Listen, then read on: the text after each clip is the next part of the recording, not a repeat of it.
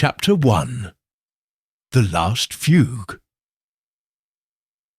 A damp mist clung to the gas lamps of Regent Street as Hercule Poirot stepped from his hansom onto the wet pavement, his velvet-lined overcoat drawn close against the chill. The autumn evening breathed of decay and promise, alike, for in its damp shadows lay the dying notes of a brilliant composer's final masterpiece, and a secret that threatened to end in tragedy. The summons had arrived at 3:30 that afternoon. An elegant card of cream silk, inscribed with delicate copperplate. Monsieur Poirot, your presence is requested at the residence of Monsieur Alphonse Moreau, 18th Cavendish Square, forthwith. A matter of life, death, and music. At once Poirot sensed the weight of that last phrase. He had prepared his little grey cells for a riddle less ordinary than the theft of jewels or the disappearance of heirs. This would be a case where beauty itself had become the instrument of murder. He cast a glance along the thoroughfare, noting shopkeepers drawing blinds and hansom drivers closing hoods, then crossed to Cavendish Square, a tidy enclave of Georgian terraces whose ornamental railings glowed dully in the lamplight. At number 18, the door lay propped ajar, its mahogany surface splintered, as though in haste or violence. Poirot's heart contracted at the discord. He raised his cane and tapped twice, the echo muted by the thick carpet of ivy on the facade. No answer came, only the hushed expanse of dim-lit windows. He tried the bell, but found the latch already, loose as if the occupants expected him, or feared him. Inside, the vestibule stretched into shadow. A single light burned in the library beyond, where the great upright piano stood open, its ebony lid raised like a blade. Poirot's eyes, sharp as ever, noted the sheet music strewn across its fullboard. The final sonata in B minor, its pages scored with furious arabesques and haunting requiems. The composer's thumbprint in ink marred the margin of the last movement, an ominous flourish of a man who had laboured at the keys until his strength failed him. "Captain Hastings," Poirot called into the gloom. His friend emerged from the anteroom, damp hat in hand, spectacles fogged with the city's sorrow. "Ah, mon ami," Poirot murmured. "It appears our host anticipated our arrival, yet his manners forbid him greeting us in person." Hastings frowned, surveying the room. "The door was open, but no one seems about. Should we call the housekeeper?" Poirot shook his head. "Not yet.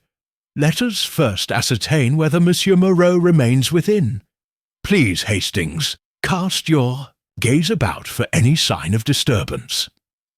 Hastings swept his lantern across leather-bound volumes, ornate candelabra, and marble busts of Mozart and Beethoven. At the far end, a set of double doors stood slightly ajar. He pushed them open. The drawing-room was empty, its window curtains drawn.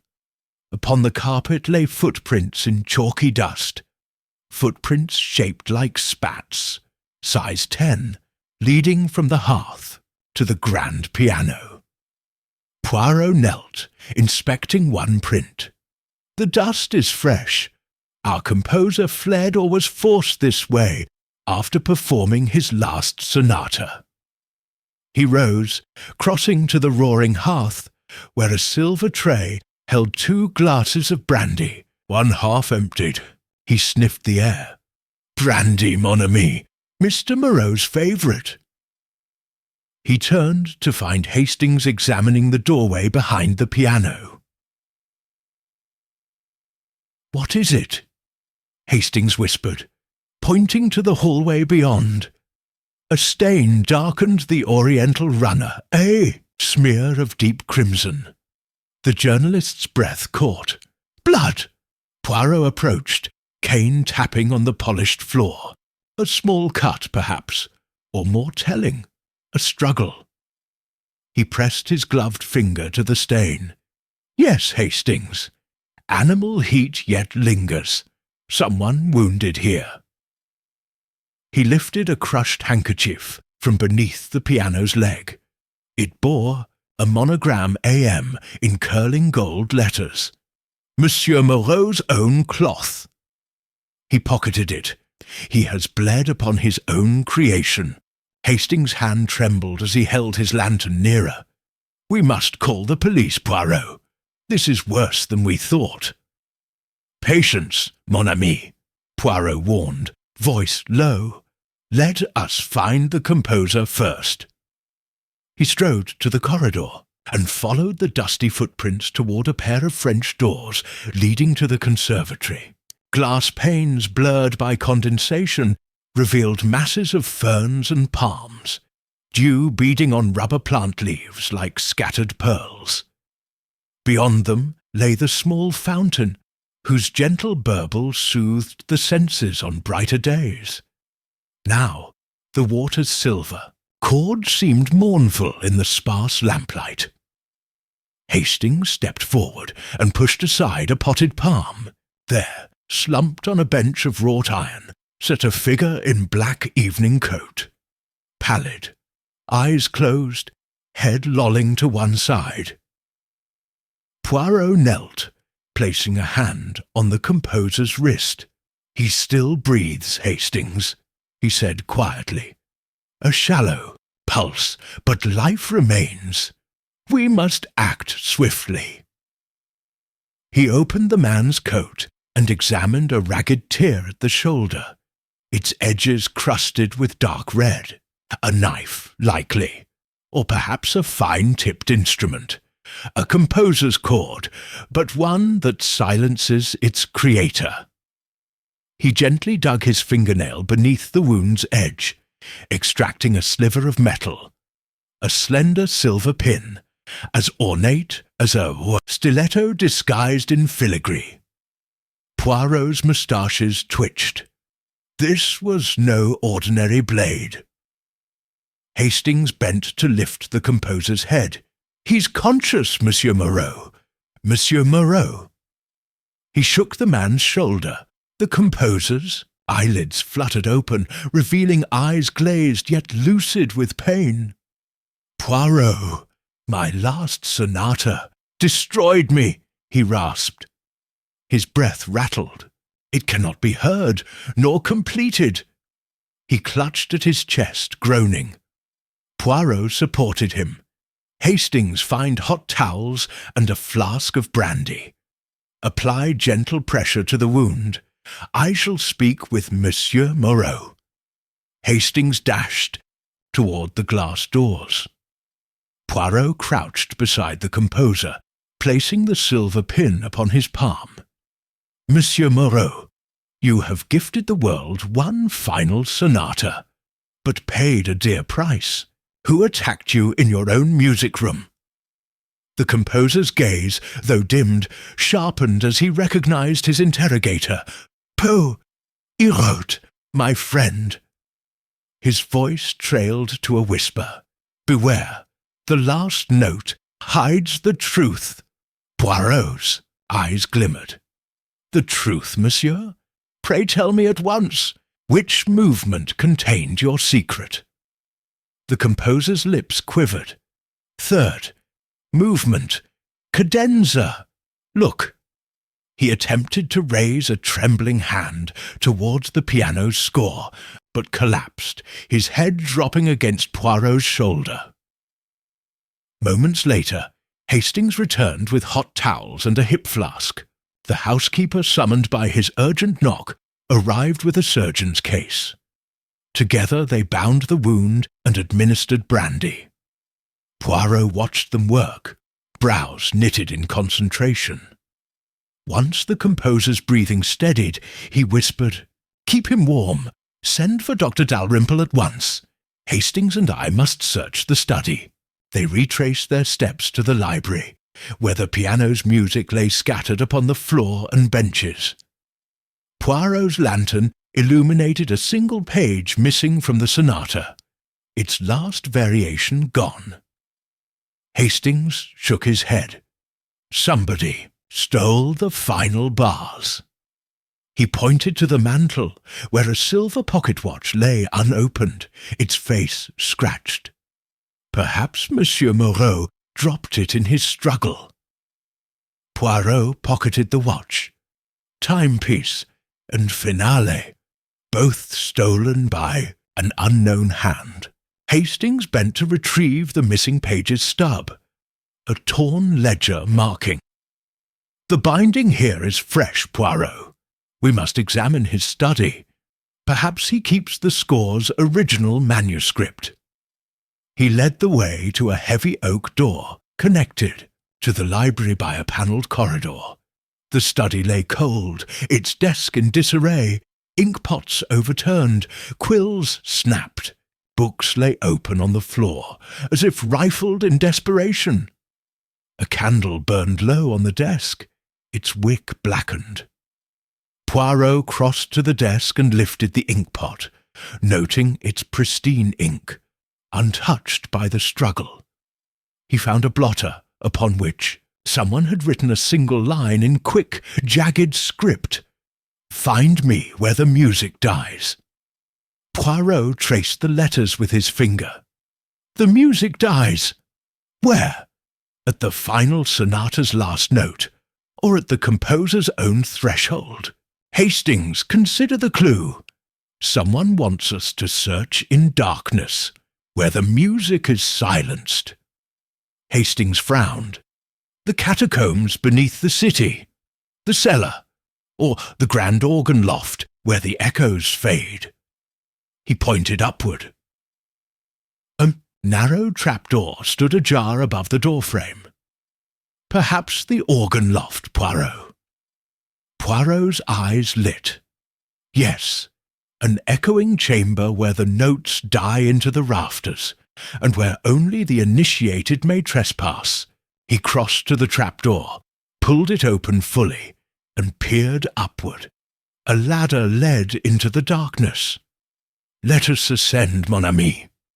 Hastings fetched 2 lanterns, and they climbed into the loft, a cavernous space where dusty pipes soared overhead, and the organ's mechanisms lay exposed like the skeleton of a giant bird.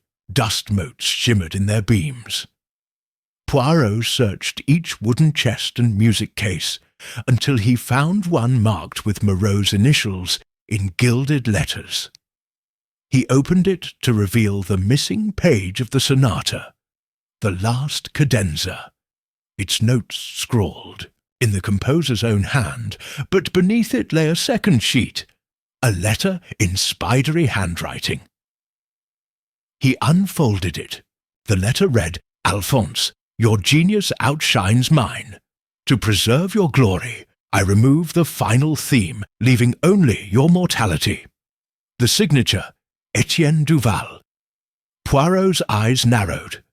The ducal name of our prima donna's mentor, her brother. Hastings exhaled. He envied Moreau's talent. He stole the finale to claim the sonata as ruin, not as immortality. Poirot nodded gravely, and he attacked the composer when confronted, nearly silencing him forever. But his ambition overlooked one truth.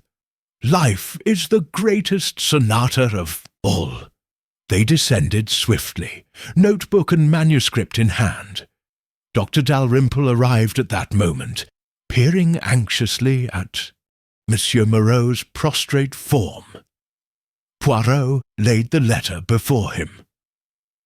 "Doctor, this reveals the assailant, Monsieur Duval. May I request you send for the constables without delay, and guard the composer jealously. He must not be disturbed until he recovers fully." Dalrymple bowed. "Your intervention has saved his life, Monsieur Poirot. I shall see to it at once." He bustled from the room. Hastings followed him to the door, then turned to Poirot.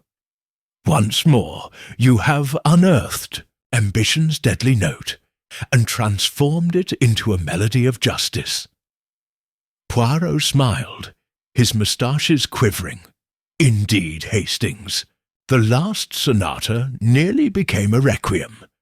But here, at the loft's apex, we reclaimed its final theme and the composer's future." He tapped the manuscript folder. "Now, let us deliver this evidence to Inspector Japp, and restore the harmony that ambition sought to destroy." And so, beneath the ancient pipes of the organ loft, Poirot concluded the first movement of this tragedy, and prepared to herald its final resolution. Chapter 2. The echoes of the composer's study captain, Hastings and I returned promptly to Monsieur Moreau's Cavendish Square residence, our minds abuzz with the single damning revelation delivered in the organ loft. Etienne Duval, brother and mentor to the celebrated soprano Héloïse Duval, had bidden his own kin silence. Alphonse, Moreau's final sonata forever. As the housekeeper ushered us through the drawing-room, I took in the wounded composer's fragile form, propped upon a chaise longue in the library's corner, bandages gleaming against pale sweat-damp silk. Raymond, the housekeeper, hovered anxiously. "He stirs, Monsieur Poirot, but his strength wanes. He implored me to speak with you directly." Her clipped English carried an undercurrent of French cadence, proof that she had served this family long enough to learn both tongues. I nodded, offering her a reassuring glance. "Madame, we shall protect him, but first we must sift through the remnants of Etienne Duval's treachery." She led us to the threshold of Alphonse's study, where overturned inkpots still bore flecks of vermilion, and the rugs, once plush, lay threadbare from recent upheaval. The open piano's keys were ashen under dust, yet upon its stand lay the completed movements of the sonata, each bar etched by Moreau's precise hand. Hastings bent to retrieve the scattered pages, gingerly placing them in order upon the cluttered desk. "I counted 8 leaves missing, Poirot," he remarked. "One we found above. Are there yet more concealed?"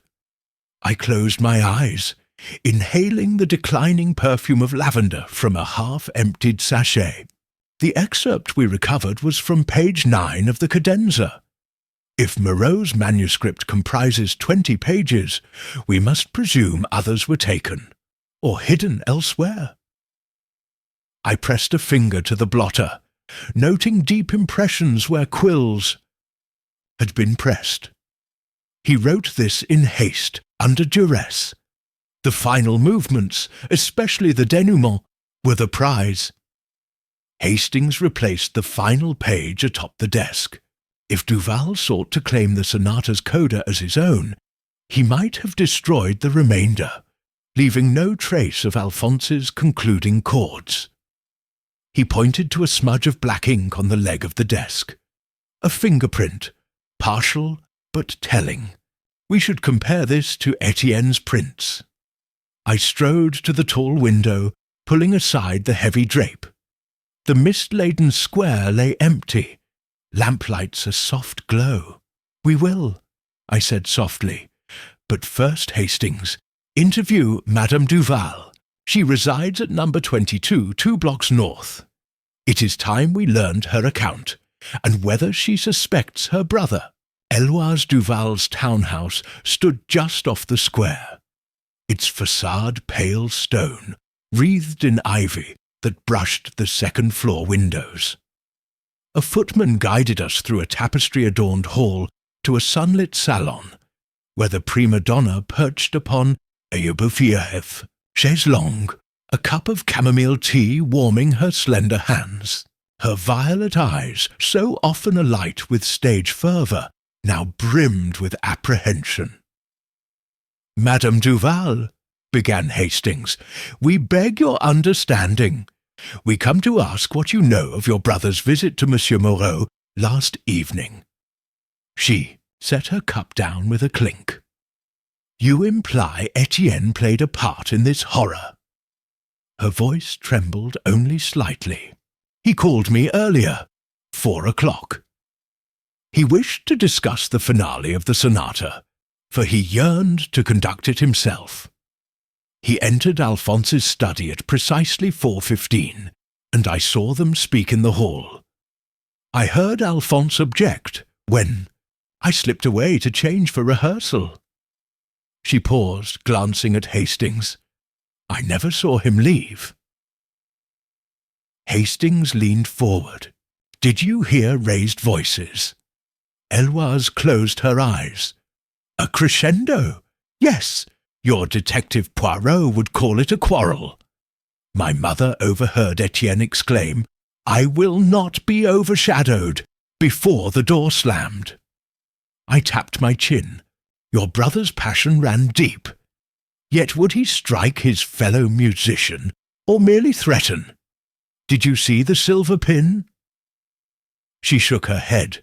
"No, but that pin, Etienne's gift to me years ago, bearing a fleur-de-lis motif, was identical except for its absence of a hidden shaft. My brother might have substituted it with one barbed for blood." Her voice cracked. "He denied my plea to relent. He said only a composer's grandeur mattered." Hastings rose. "You summoned us because you suspect him." Eloise sank back. I trusted him.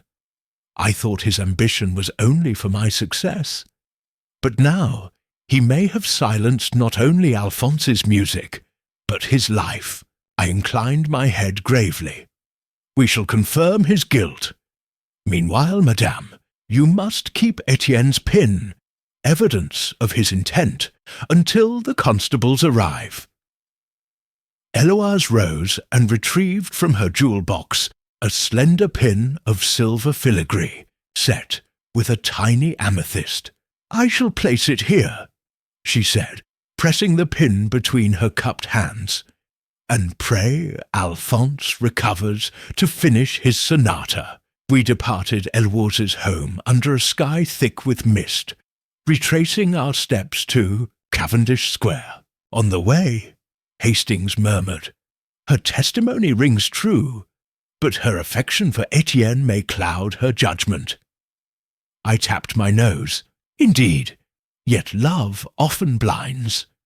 We must also speak with the gardener, Louis Boucher, who claimed to witness a cloaked figure exit the back door at dusk. Boucher's lodgings lay in a mews behind the square, a simple brick cottage whose small garden boasted glistening chrysanthemums.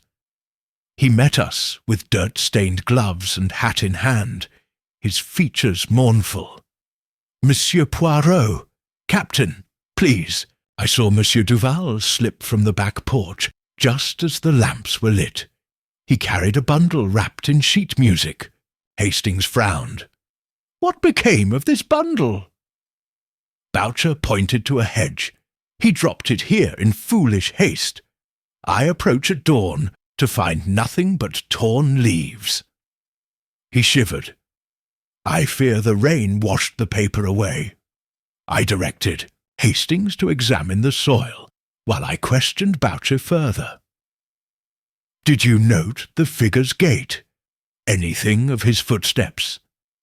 The gardener studied the mud. "Large, size 10, I'd say, and he moved swiftly, without pause. Poised fingers tapped the air. Precisely the same prints we found within the study. These confirm his flight path, and suggest he dropped the sonata's missing pages in that bundle." Hastings furrowed his brow. "But if the papers vanished, Duval may retrieve them later, unless they lodge deeper in the foliage." We searched among the hydrangeas until Hastings uncovered a soggy scrap, a fragment of manuscript, the composer's handwriting still legible, Andante doloroso. He placed it in an envelope. This belongs to page 7. I smiled. Our puzzle reassembles itself. Once we retrieve the remaining fragments from Duval's estate, we shall restore the sonata and prove Etienne's guilt. With the gardener's thanks, we made for Scotland Yard, envelope in hand. Hastings turned to me as we walked. So, we have his motive, his weapon, and his prints. Only time remains to unmask him. I nodded, moustaches bristling with satisfaction. And in the concluding movement, mon ami, justice shall be served in perfect harmony. Thus ended our second day in the shadow of the last sonata, the notes of intrigue still murmuring beneath London's fog, and the promise that by dawn's first light this tragedy would find its final, irrevocable chord. Chapter 3. The Fugue of Fragments. The gas lamps of Cavendish Square cast trembling halos upon the autumn mist as Captain Hastings and I stepped from the hansom at number 18, hearts steeled for the next movement in the symphony of treachery. The sprawling Georgian townhouse loomed in the fog, its windows dark, save for a single flicker of candlelight betraying the studies within. Inside, the wounded composer, Monsieur Alphonse Moreau, lay pale upon his chaise longue, tended by Dr. Dalrymple, who nodded gravely as we crossed the threshold. Hastings carried the single manuscript fragment we had recovered in the Duval gardens, a sodden scrap bearing Moreau's own precise notation, while I cradled Etienne Duval's bloodied silver pin, the murder weapon made grotesque by ambition. Madame, Raymond, the housekeeper, greeted us with trembling courtesy. Monsieur Moreau's condition is stable, thanks to Dr. Dalrymple, but he remains unconscious of the details. He murmurs of missing themes, haunted by his fugue's disappearance. Her eyes filled with tears as she ushered us to the study, where overturned inkpots stained the Persian rug, and the desk drawers lay flung open, their contents scattered like shards of a broken melody. I bent to retrieve what pages Moreau had left behind.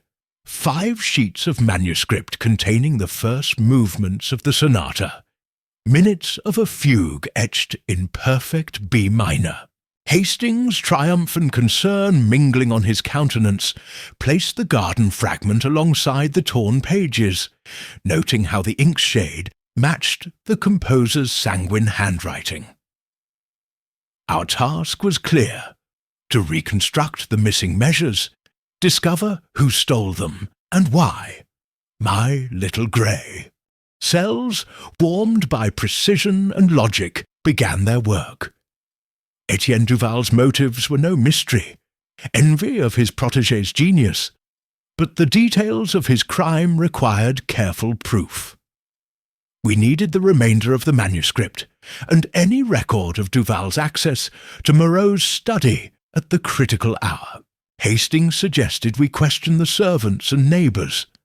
I concurred and dispatched him to interview the porter and the night watchman, while I examined Moreau's personal ledger for clues as to the manuscript's whereabouts. As Hastings departed, I opened the ledger, a leather-bound volume of fine calf skin, its pages ruled in delicate red lines. Here, Moreau recorded every séance of composition, noting dates, times, and inspirations. My eyes fell upon the entry for the day before the attack. 3, 6, 15 p.m. Final cadenza, allegro con brio.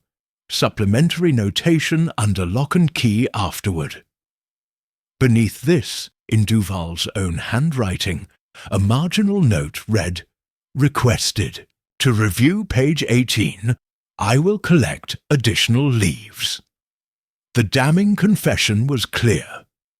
Etienne had been granted privileged access under the pretext of master-apprentice collaboration, yet he used that trust to purloin Moreau's most precious work. I tucked the ledger under my arm and moved to the door as Hastings re-entered, his expression resolved.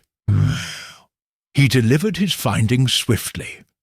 The porter had witnessed Etienne leaving the house that evening, carrying a portfolio wrapped in Moreau's distinctive maroon cloth. The night watchman recalled Duval's faint footsteps in the corridor at dusk, followed by a soft metallic click that he mistook for furniture shifting. Together, these testimonies formed the spine of our case. We must locate that portfolio, I declared, before Duval can abscond with the finale. Our search took us next to Eloise Duval's residence, a townhouse 2 streets north, where her frantic protests greeted our arrival. My brother's ambitions were large, but I never imagined he would stoop so low as to silence Alphonse's. "Final fugue!" she wailed. Yet within her drawing-room, profile busts of Mozart and Chopin bore silent witness to her own musical pedigree, and her trembling hand produced a spare portfolio of identical maroon cloth from a locked armoire. Etienne prided himself on organization, she confessed. He insisted on multiple copies of every manuscript, though I never touched them. Her eyes glistened with uncertainty as she handed over the cloth, unfastening its leather straps to reveal empty music sheets. Pages 6 through 20 now vanished without trace. Only the portfolio's lining bore a fragment of torn manuscript, which Hastings pocketed with care. We deduced that Duval's portfolio once held the missing pages before he transferred them to another hiding place, perhaps where he could work upon them at leisure. Eloise suggested her brother's study, hidden behind a panel in his own attic, a sanctum she had never entered. She led us up a narrow stairwell lined with portraits of Duval family ancestors, all bearing musical instruments, until we reached the top floor and a plain oak door. Her key trembled in the lock as she confessed a mix of dread and loyalty.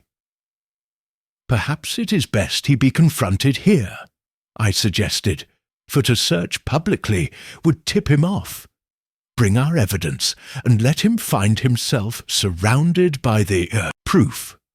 Inside, the study was dim, the air thick with the scent of tobacco and ink. A grand desk dominated the room, its surface rangy with music stands and half-finished sketches of sonorous score. Hastings illuminated a corner, revealing a locked chest whose iron hasp lay broken.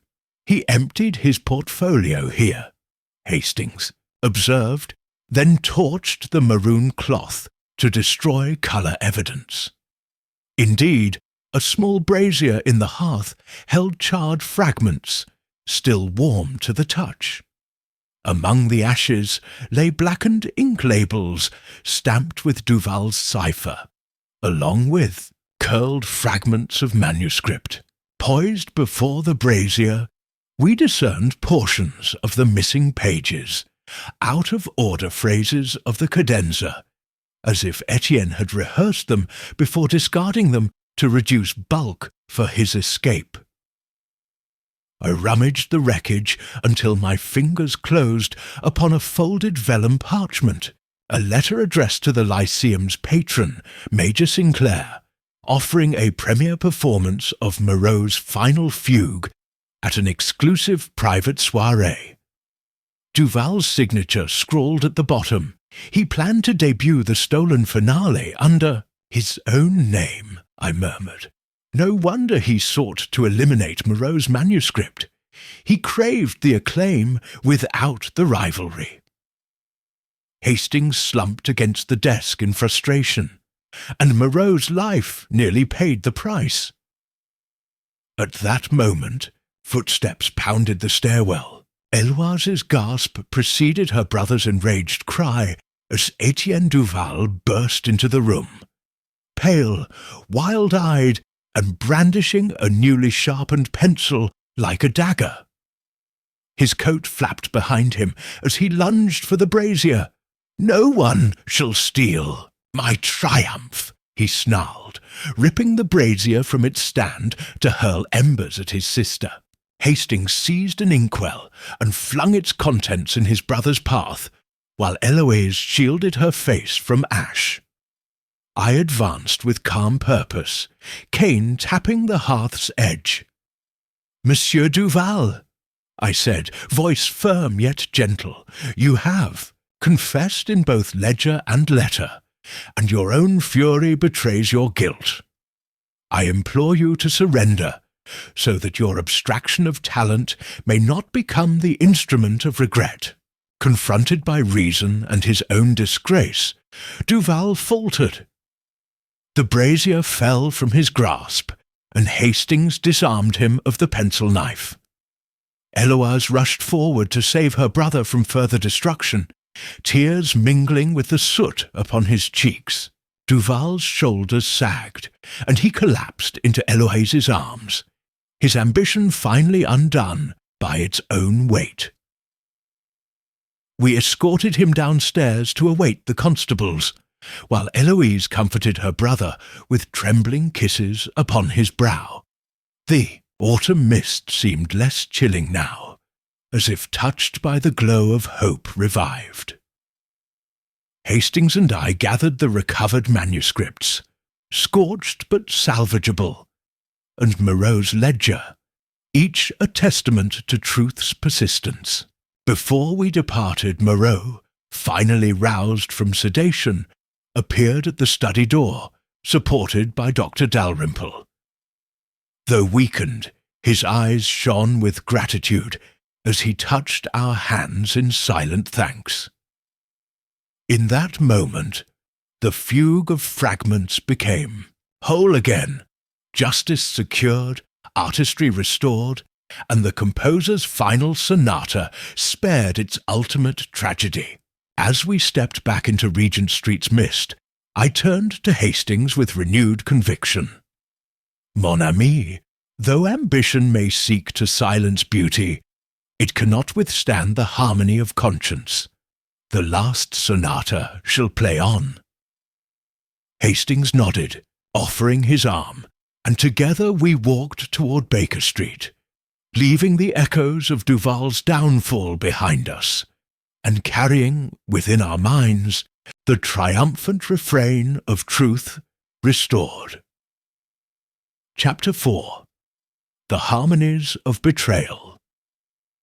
The first tendrils of dawn crept across London's rooftops as I awoke to the faint echo of pianissimo notes drifting from number 18 Cavendish Square, where, late the previous evening, we had exposed Etienne Duval's treachery and rescued Alphonse Moreau's final sonata from certain perdition. Breakfast awaited in the library. Dr. Dalrymple's restorative broth, steaming tea, and the compositional fragments Hastings and I had gathered scattered neatly across the desk. Though fatigue tugged at my limbs, my little grey cells leapt at the promise of untangling the more subtle strands of Duval's betrayal, those hidden motivations and the shadowy roles of any accomplices still lurking behind the music. Hastings arrived first, hats askew and spectacles glinting. He laid out the recovered leaves of manuscript, 15 pages now complete, though some bore singed edges where Duval's brazier had licked at the vellum. "We have enough to reconstruct the sonata in its entirety," he said, pride and relief mingling in his voice. "But I suspect Duval's resentment was nurtured over many years. We must chart his path from admiration to envy, and question all who stood between him and Moreau's acclaim." I nodded, reaching for the ledger in which Moreau recorded every performance. Let us begin by examining the sonata's scansion, its themes of triumph and requiem, the very contrasts that threatened Duval's fragile ego.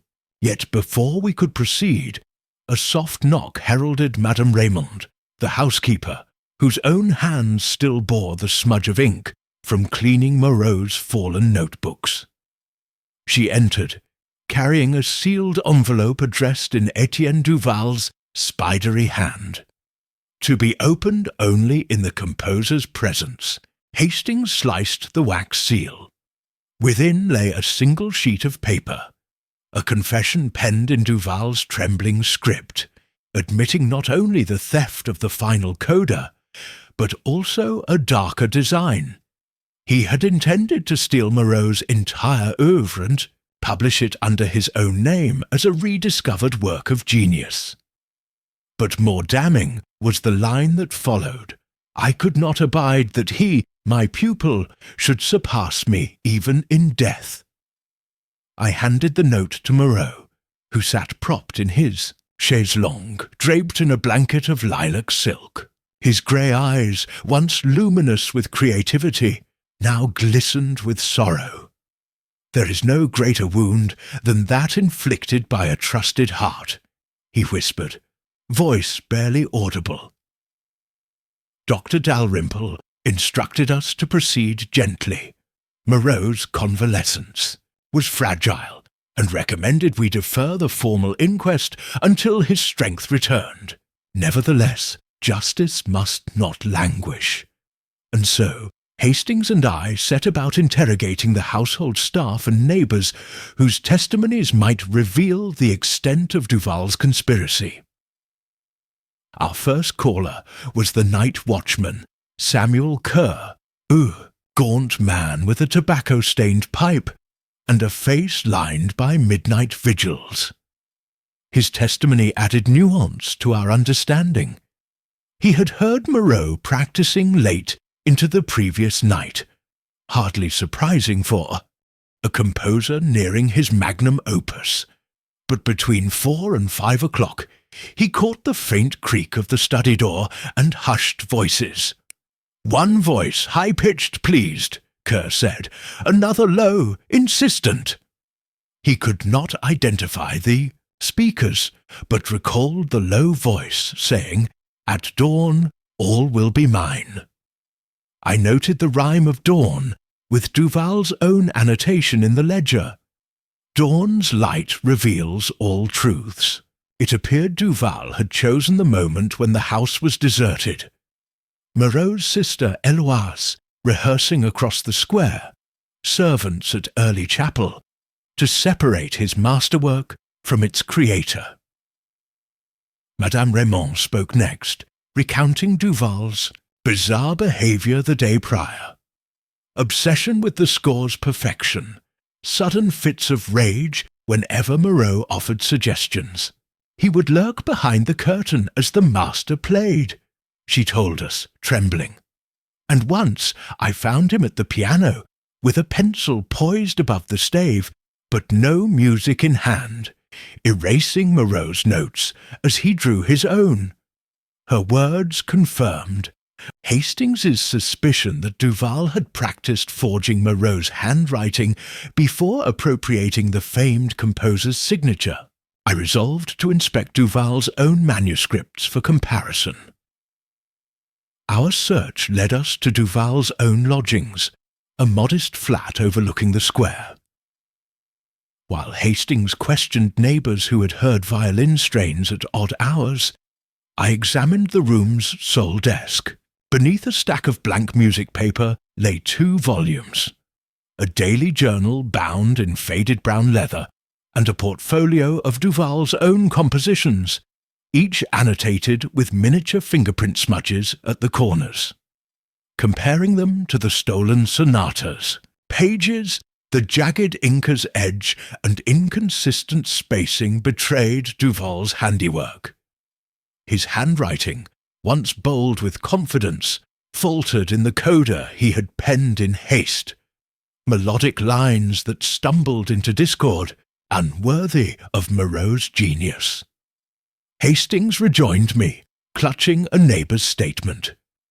Duval had visited Madame Cavendish's flat the evening before the attack, bearing a leather satchel distinct from his usual portfolio. Why would he involve the Duchess, who had no obvious interest in musical scores apart from her charity concerts?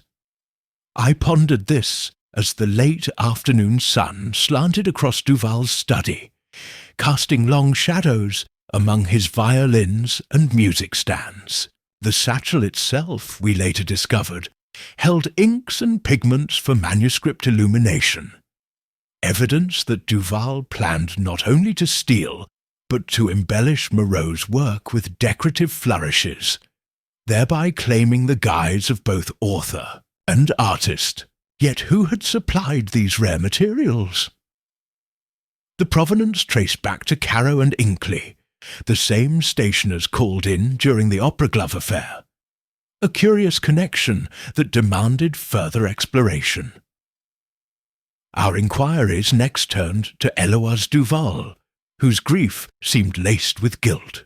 She admitted her brother confided in her, revealing he felt Moreau had used him as a mere stepping stone, praising the pupil's technique, but never crediting his guidance. He seethed at Moreau's acclaim, she confessed, tears slipping under her makeup's delicate sheen. My brother believed that by destroying the sonata's end, he would destroy Moreau's legacy, and demand the world see only his own name in the limelight. I pressed her. Did he ever threaten you? She flinched. Only with silence.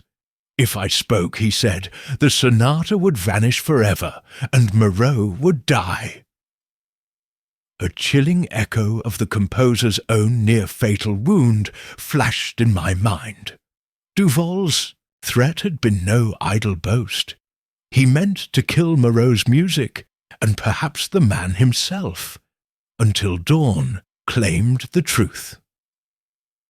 That night, I returned to Cavendish Square, my path lit by a wan moon. Moreau, now awake, rehearsed the first movement with Dr. Dalrymple at his side. Each note rang clear, an affirmation of life over treachery.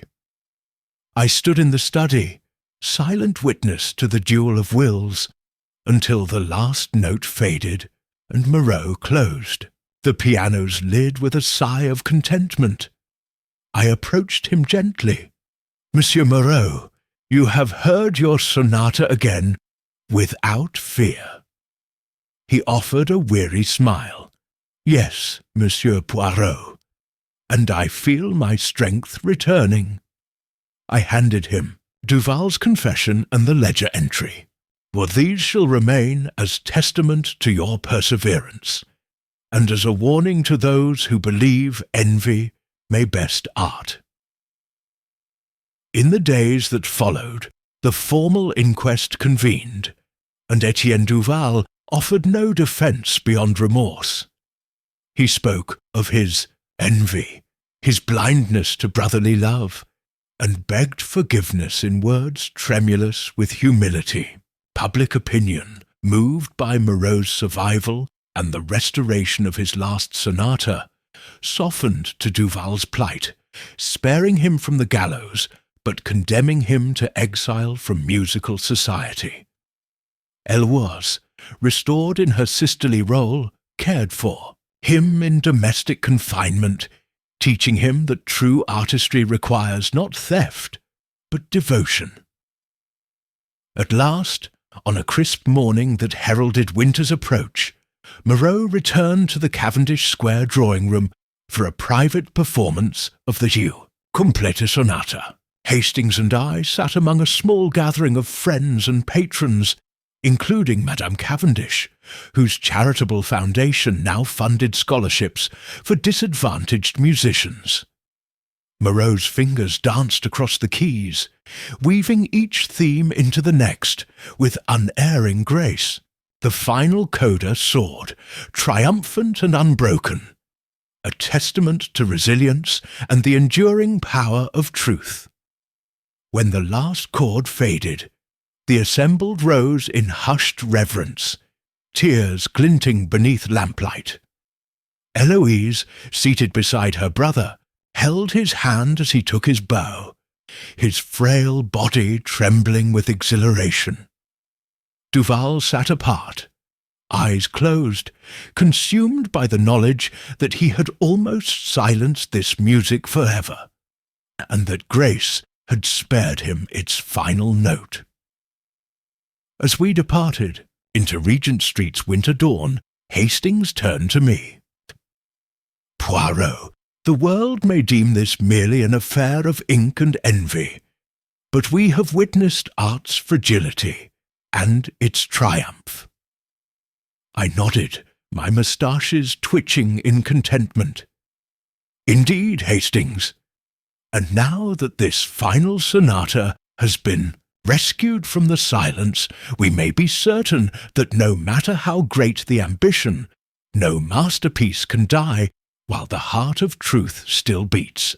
And so concluded the 4th chapter in the tragedy of the last sonata, a tale of envy's dagger and justice's refrain, resonant upon the strings of conscience and the keys of the soul. Chapter 5. Crescendo of Conscience. Morning light filtered through the tall windows of the Cavendish Square drawing-room.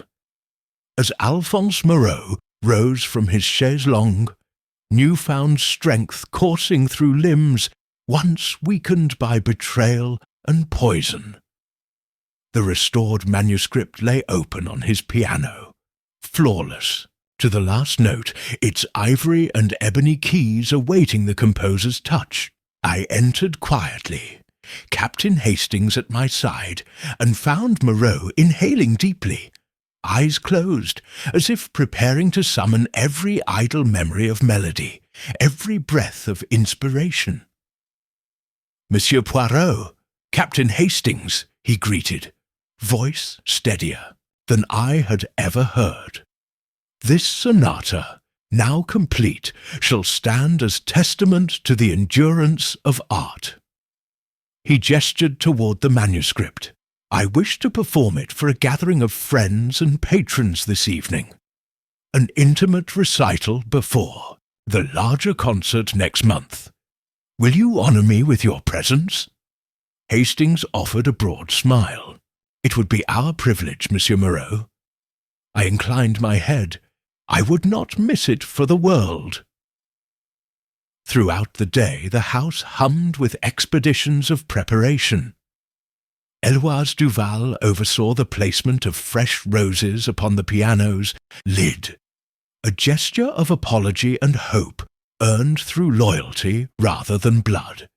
Madame Raymond arranged satin cushions upon every chair in the drawing-room, and in the corner Dr. Dalrymple mounted his medical satchel nearby, as though guardianship of life extended to the exalted realm of music itself. By afternoon, even Madame Cavendish had arrived, her composure tempered by the relief of Moreau's recovery. When twilight fell, the candle-lit room filled with guests, loyal friends of the composer, representatives of the Lyceum who had witnessed the sonata's near demise, and a handful of critics whose early reviews had hinted at Moreau's greatness, but would now bear the weight of his ultimate triumph. At the centre, Moreau sat at the piano, his fingers poised above the keys. I watched him, for I had studied his manner intensely since our first meeting in this very room. How his head tilted in thought, the gentle furrow of his brow, the way his lips parted in silent invocation of theme and counterpoint. He began with the opening bars, legato phrases that rose and fell like sighs of morning breeze, each note perfectly shaped. The room hushed, tapestry and furniture became silent witnesses.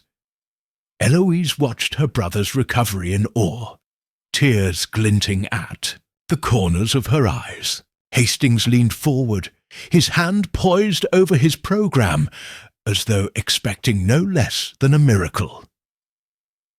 As the sonata progressed into its scherzo, Moreau's technique revealed both precision and passion. The manuscript's more ornate passages, once threatened by Duval's theft, now unfolded in full glory, the obligato lines weaving among themselves as if dancing upon threads of light. The audience sat rapt, scarcely daring to breathe. Dr. Dalrymple's eyes brimmed with professional pride, for he had preserved this life. Madame Cavendish rested her hand upon her heart, recalling how close she had come to losing this composer's final symphony of existence. Midway through the third movement, a delicate adagio, the candles flickered as though stirred by unseen currents, as if the room itself held its breath. Here, the theme of reconciliation emerged, a motif that Moreau reserved for last, a melody born of pain but elevated by forgiveness. I noted how his touch softened, how each chord seemed to release the burden of betrayal, transmuting it into something profoundly beautiful. This fugue of light and shadow danced upon the polished wood, speaking of lives restored and hearts unshackled from envy's cruel grasp. When Moreau reached the final coda, Duval's missing cadenza now restored in every measure. His fingers flew with a fervour that threatened exhaustion. The music swelled to fortissimo, yet beneath its brilliance lay a whispered echo of mortality, a reminder that genius itself can nearly die when ambition eclipses humanity. At the last note, he released the keys with trembling hands and closed the piano lid as though sealing his sonata's fate forever. A moment's silence reigned, sacred as the hush before dawn. Then the room erupted in applause, soft at first, then building like a tide until every guest rose to their feet. Eloise rushed forward to embrace her brother, while Hastings and I exchanged satisfied glances. Even Madame Cavendish rose, her silver fan fluttering, tears upon her cheeks. As the audience fell into a respectful hush, Moreau rose, bowing deeply. He wore an expression of serene triumph, a man who had overcome great adversity to deliver his final gift. He raised a hand in acknowledgement of each cluster of guests, critics, patrons, friends, and survivors of his near death, and finally to the empty piano, as though offering gratitude to the instrument that had borne his soul. When the applause subsided, Madame Cavendish stepped forward to present Moreau with a slip of paper. It was a letter from the Lyceum's board, formally offering him a commissioned position as composer-in-residence, an honour he had long deserved but never attained. Moreau's eyes shone with a mix of surprise and joy. "I accept," he said, simply, voice strong. "Music shall remain my purpose." The evening concluded with a modest reception in the garden, where lanterns swung from tree branches, and laughter mingled with the scent of rose and damp earth. Guests sipped wine and toasted to the composer's health, each glass raised in memory of the darkness that had threatened to engulf his creativity. Hastings turned to me as we stood beneath a blossoming magnolia.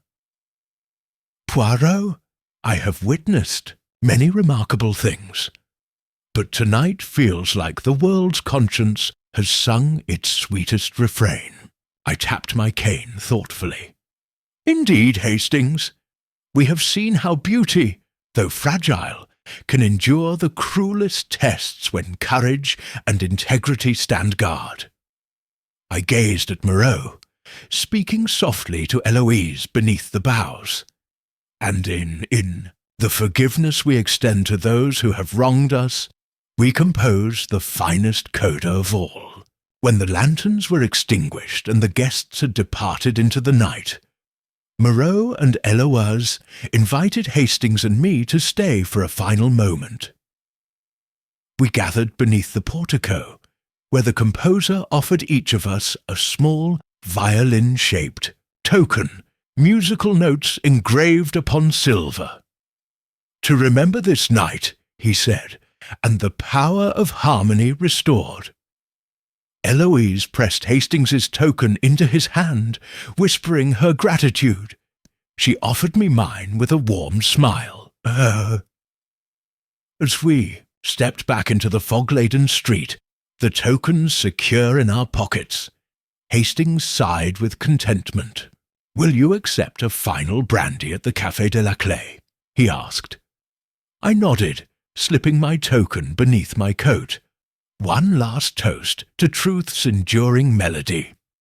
Thus closed the fifth and final chapter in the tragedy of the last sonata, a tale of shadows redeemed by song, of betrayal undone by forgiveness, and of art's indomitable power to illuminate even the darkest corners of the human heart. And as the fog swirled beneath the gas lamps, the music lingered on, a testament to the symphony of conscience that no dagger can silence.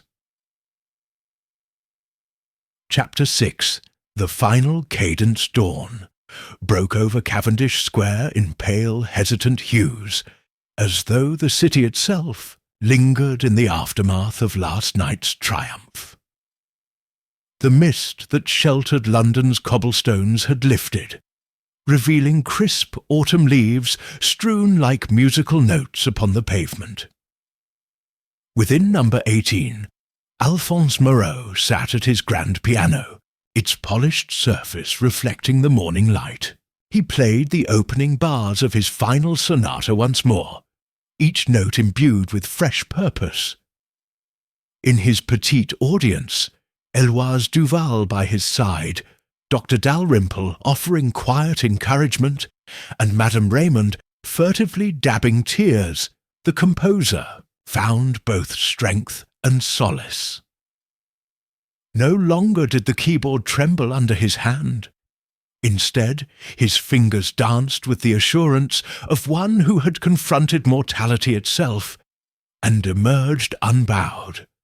The sonata's central theme swelled in rich harmonics, then softened into a tender adagio. As Moreau concluded the final movement, its triumphant coda now intact, he lifted his gaze to find me, Hercule Poirot, standing in the doorway with Captain Hastings. Eloise rose to her feet, and with radiant pride offered Moreau her hand. He touched it gently, grateful for her steadfast devotion, and for the brother she had once defended, now humbled by conscience. I stepped forward, cane in hand, heart full of admiration. "Monsieur Moreau," I said quietly, "your music has survived both poison and theft. In that survival, it becomes more than notes upon a page. It becomes testament to the human spirit." My words carried across the silent room like a final chord. Moreau inclined his head, emotion glinting in his eyes. Hastings joined me, placing a reassuring hand upon my shoulder. "A masterful performance in more ways than one, Poirot. You saved this man's life and his legacy." Moreau nodded.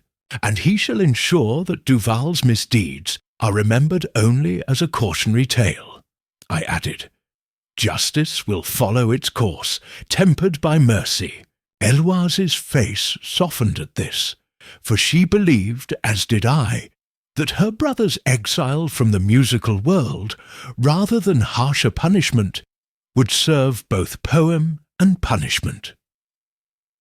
That afternoon, the formal inquest convened at the Old Bailey, a solemn procession of witnesses and evidence. I presented Etienne Duval's confession, the ledger margins recording his treachery, the blood-stained silver pin, and the final fragments of manuscript recovered from the Duval Gardens and the hidden loft.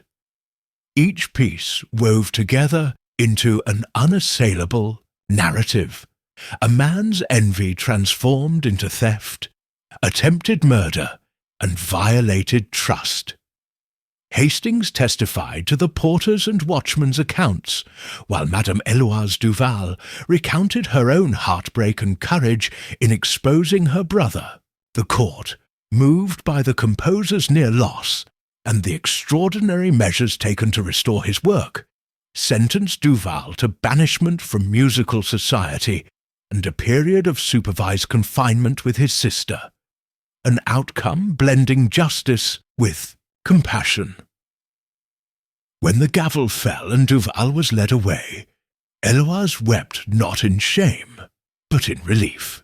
She turned to cradle her brother's hand as he passed, whispering assurances that, once penance was paid, he might find redemption not in stolen applause, but in teaching the craft he had once tried to corrupt. I watched, heart warmed by the possibility of forgiveness restoring even a broken musician to harmony. News of the case rippled through London's salons and concert halls. Critics who had once dismissed Moreau's earlier works now hailed his final sonata as his magnum opus, a Giae composition born of both beauty and near destruction. A benefit concert was organised at the Royal Lyceum, with proceeds to fund a scholarship in Moreau's name for disadvantaged composers. Headlines read, "From Poison to Praise, Last Sonata Rescued," and Hercule Poirot's Little Grey, Cells Save Composer's Life. Yet under the acclaim lay a subtler recognition that art, when threatened by malice, can emerge more luminous for the trials endured. That evening, Hastings and I attended the benefit concert, seated in a box, with Héloise Duval and Madame Cavendish, herself an esteemed patron of the arts. The hall shimmered with candlelight, and the audience included both high society and the musical community, students, connoisseurs, and casual admirers drawn by the sonata's legend. Moreau, resplendent in evening dress, returned to the piano to deliver a heartfelt address before playing the sonata in full. His voice shook as he thanked friends and strangers alike for preserving his work, but his hands never faltered at the keys. As the final chords reverberated through the auditorium, the applause rose not merely for the music, but for the resilience of creativity itself. Héloise wept tears of joy, and Hastings, ever the gentleman, dabbed his eyes discreetly. I observed quietly, moustaches twitching with satisfaction, content that truth and beauty had triumphed over envy and violence. After the concert, a reception was held beneath the ornate portico, a gathering of admirers offering bouquets and accolades. I found Héloise among them, radiant despite her fatigue. She intercepted me with a small envelope. "Monsieur Poirot, this is for you," she said, pressing it into my hand. A note of thanks from Moreau, and a ticket to any future concert. My brother need not fear your summons. I bowed, recognizing the generous spirit behind the gift. Inside the envelope lay a single card bearing a quill motif and the words, "To the detective who restored my song, your place with us is assured." I smiled, touched by the gesture. Hastings joined me, raising his glass in salute. "Here's to Moreau, and to you, mon ami. You unravelled every knot and found the truth behind each clef." I tipped my glass. And here's to friendship of the steadfast kind. For while mysteries may abound, it is the harmony of trust that sustains us all. As the reception waned and the guests departed into London's clear night, I lingered in the square, surveying the assembled throngs.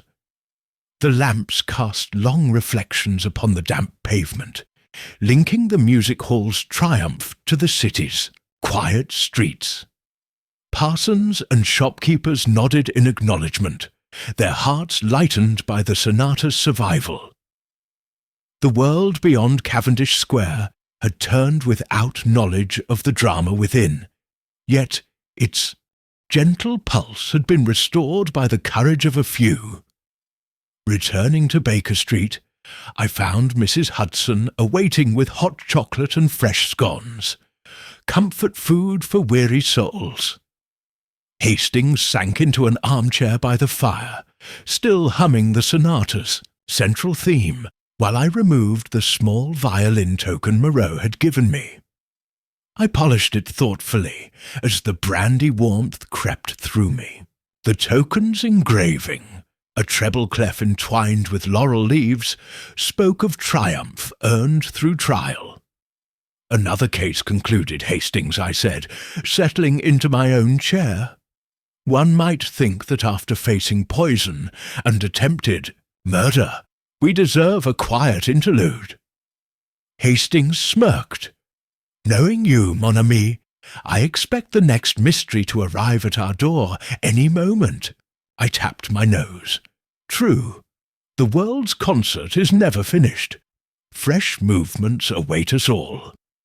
As the fire crackled and the night deepened, I reflected on the journey we had undertaken.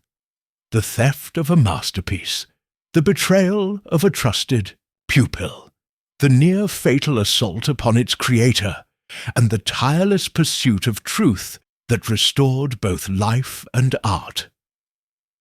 The tragedy of the last sonata had reached its final cadence, a harmony of justice and mercy, a composition of human frailty and redemption, and though the final bow had been taken, the resounding echoes of that sonata would linger in hearts and halls alike, a testament to the enduring power of beauty unmarred by darkness.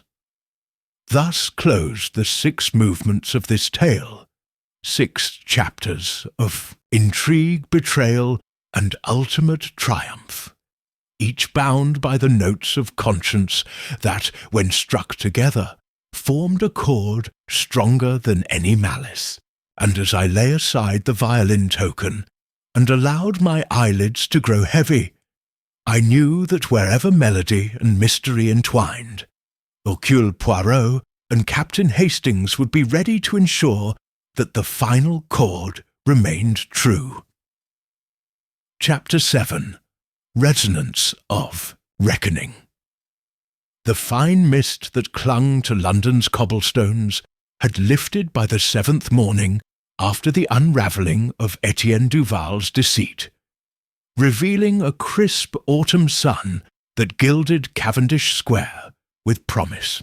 At number 18, Alphonse Moreau sat at the edge of his chaise longue, polishing the ivory keys of his piano, before seating himself with deliberate calm. The room had become a sanctuary of renewed purpose, where every note played signified not only beauty but defiance against the darkness that had threatened to smother his final sonata. Eloise Duval hovered nearby, no longer the sister of a would-be thief, but the champion of her brother's rehabilitation, inserting fresh sheet music into the rack and smoothing linens on the sofa for the day's visitors. I arrived with Captain Hastings at mid-morning, greeted by a hush broken only by the distant hum of carriages and the faint rustle of wind through the beech trees planted along the terrace. Moreau rose to welcome us, his eyes bright and his posture steadier than at any point since the attack. Dr. Dalrymple stood at his side, stethoscope slung across his broad chest, satisfaction emanating in measured nods. "Monsieur Poirot, Captain Hastings," Moreau greeted us, voice carrying the timbre of every successful recital. "Your return gladdens my heart. I trust you are well?" He offered a gentle bow of his head. Hastings returned the gesture with affectionate warmth, and I inclined my moustached countenance in approval. "We are well, monsieur," I replied, "but the season presses on, and I understand you have invited a select group of colleagues for a private demonstration of your restored manuscript. Mayhap we might witness it anew." Moreau's smile reflected gratitude and unspoken hope. "Indeed, we shall gather in the library at 2 o'clock. Eloise has arranged light refreshments, and I wish to present not only the sonata, but also a token of my thanks to those whose aid proved indispensable." As we toured the drawing-room, I noted subtle changes. The upright piano's lid bore a small inlaid plaque reading "Rescue of a Masterwork, 1910, framed by laurel leaves, in gleaming brass." Beneath it lay a neat pile of ivory and ebony tokens, tiny replicas of the violin-shaped gifts bestowed at the initial recital, each engraved with a different musical symbol, signifying courage, loyalty, and conscience. Madame Raymond, the housekeeper, hovered discreetly to place fresh roses in vases around the room, their petals a soft contrast to the rich mahogany panelling.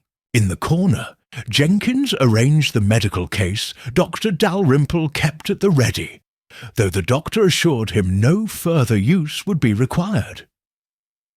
At precisely 2 o'clock, the assembled guests arrived, a handful of fellow composers, 2 music critics whose reviews had once dismissed Moreau's work as promising yet unfinished, Colonel Graves in his civil attire, and Madame Cavendish, whose foundation had underwritten the benefit concert. Each bore expressions of eager anticipation, mingled with the memory of peril overcome. Moreau greeted them individually, shaking hands with a warmth that belied his earlier frailty. Once everyone was seated amid the velvet-draped chairs, Moreau rose and cleared his throat. "Mes amis, mes chers collègues, you have witnessed the worst that envy and malice can inflict upon art. Tonight I present not only my final sonata, but also my gratitude for your unwavering support. Let us begin." He settled at the piano, hands resting lightly upon the keys. The opening movement resonated through the high-ceilinged room like a sunrise, its themes of awakening and renewal flowing in broad, sweeping arcs. The critics leaned forward, pens poised. The composers closed their eyes to drink in every harmonic turn. Hastings, ever the connoisseur, pressed his fingers together as if lightly touching the music itself. Madame Cavendish, seated beside him, dabbed at her eye with a lace handkerchief, while Eloise sat with head bowed, tears of relief gleaming in her lashes. During the scherzo's rhythmic interplay, I observed Colonel Graves in silent reverence. His own trials as suspect in the opera glove affair had been met with fortitude, and now he listened as someone redeemed by friendship and tenacity reclaimed his voice.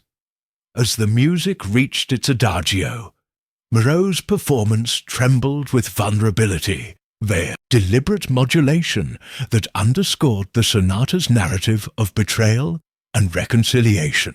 At times his hands shook, but each tremble found its counterpoint in the key's steady resonance, as though the piano itself cradled him in its harmony.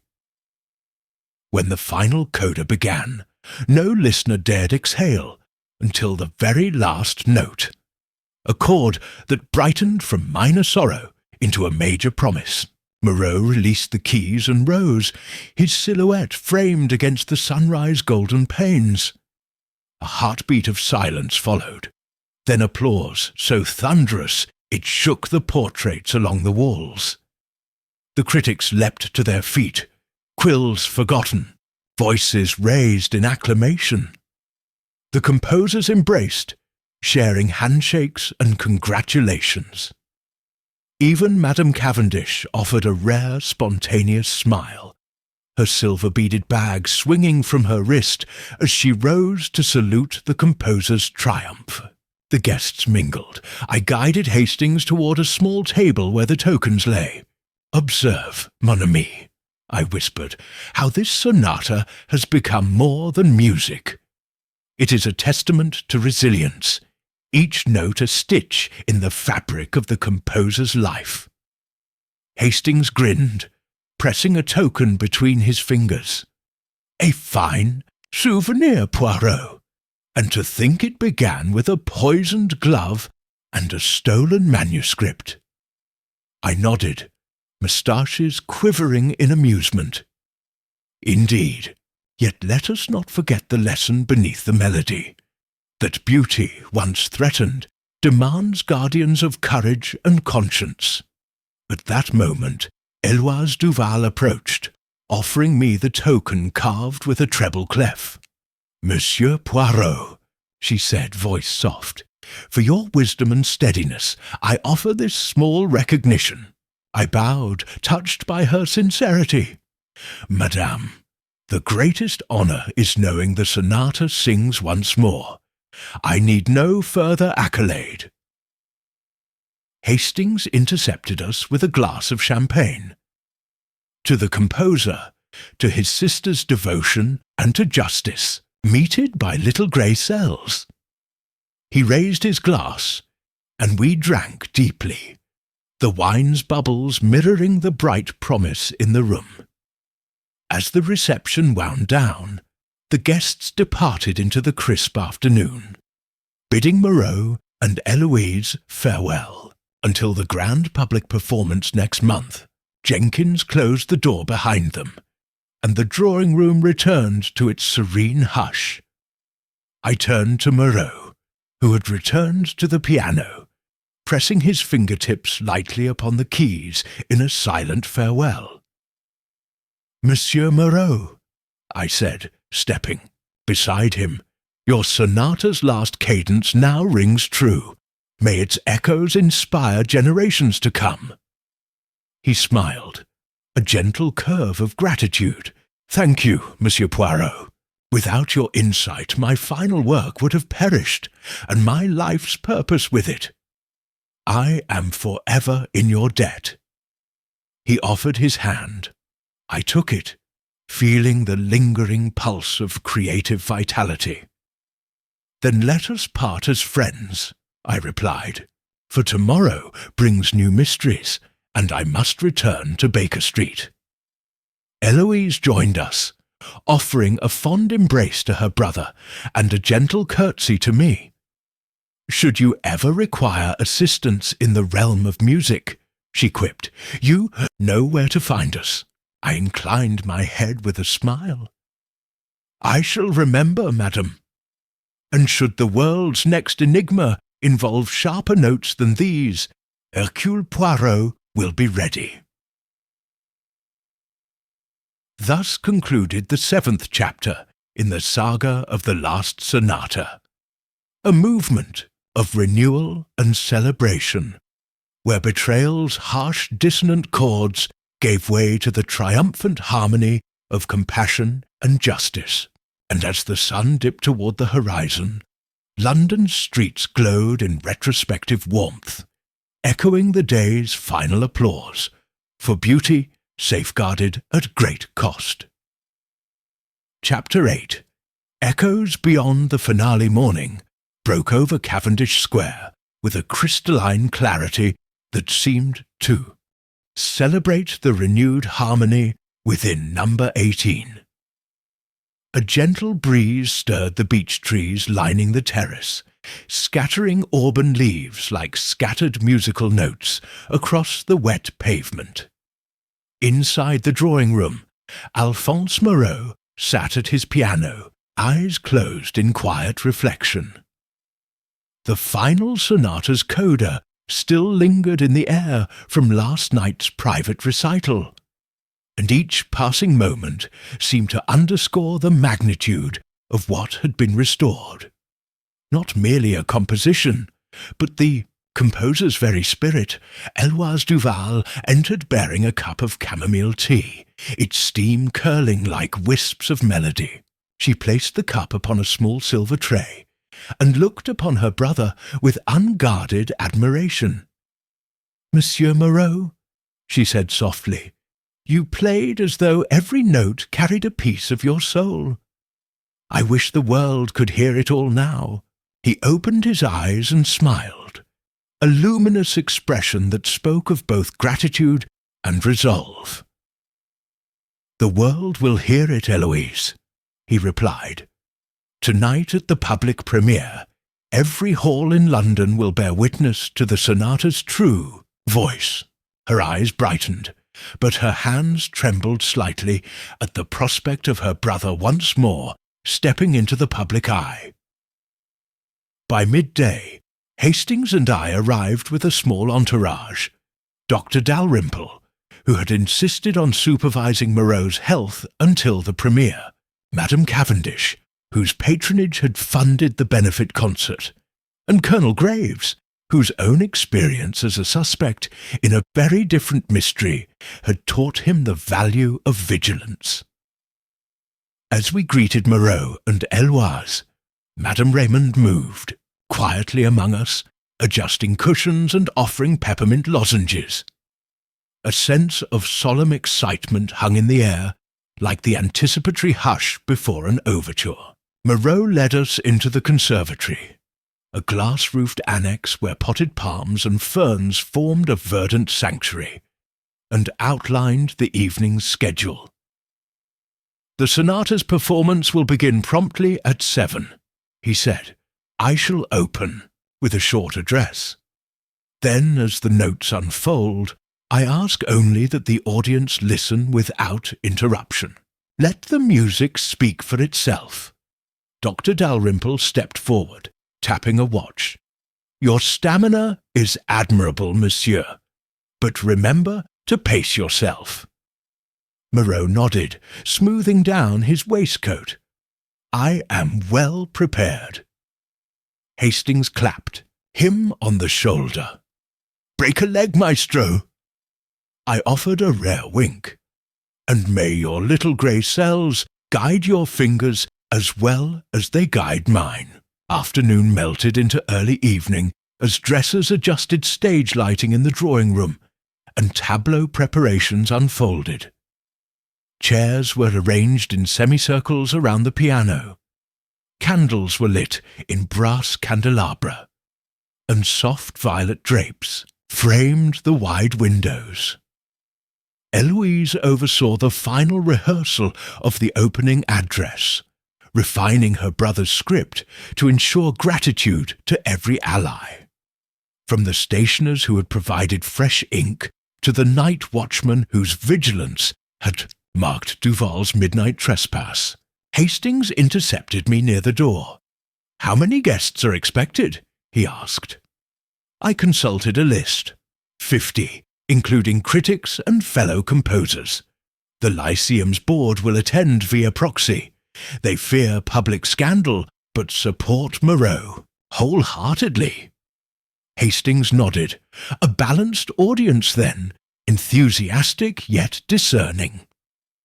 At 6:30, the first arrivals rapped upon the door. I greeted them with a courteous bow and offered earthenware mugs of spiced cider to ward off the evening chill. Among the early guests was Clarice Fontaine, a promising young prodigy who had studied under Moreau's tutelage before the sonatas. Theft threatened her mentor's reputation. She approached him with tears in her eyes. "Monsieur Moreau," she whispered. "You have saved my belief in music." Moreau pressed her hand. "And you, mademoiselle, will carry this legacy forward." Her sob of gratitude echoed through the glassed conservatory like a tiny triumph. As 7 o'clock approached, Eloise took her place beside the piano, offering Moreau a nod of encouragement. The final guests, Lady Brinner's agent, Mr. Lockwood, Mr. Jenkins the stagehand, and a pair of foreign correspondents, found their seats, and Madame Cavendish raised a decorative bell. At her signal, silence fell. Moreau rose, smoothing the lapels of his jacket, and stepped to the centre of the room. He held the ledger that had recorded the sonata's trials and triumphs, placing it upon a gilt music stand. For a heartbeat, he surveyed the audience, which now included faces both familiar and new, and allowed the hush to deepen.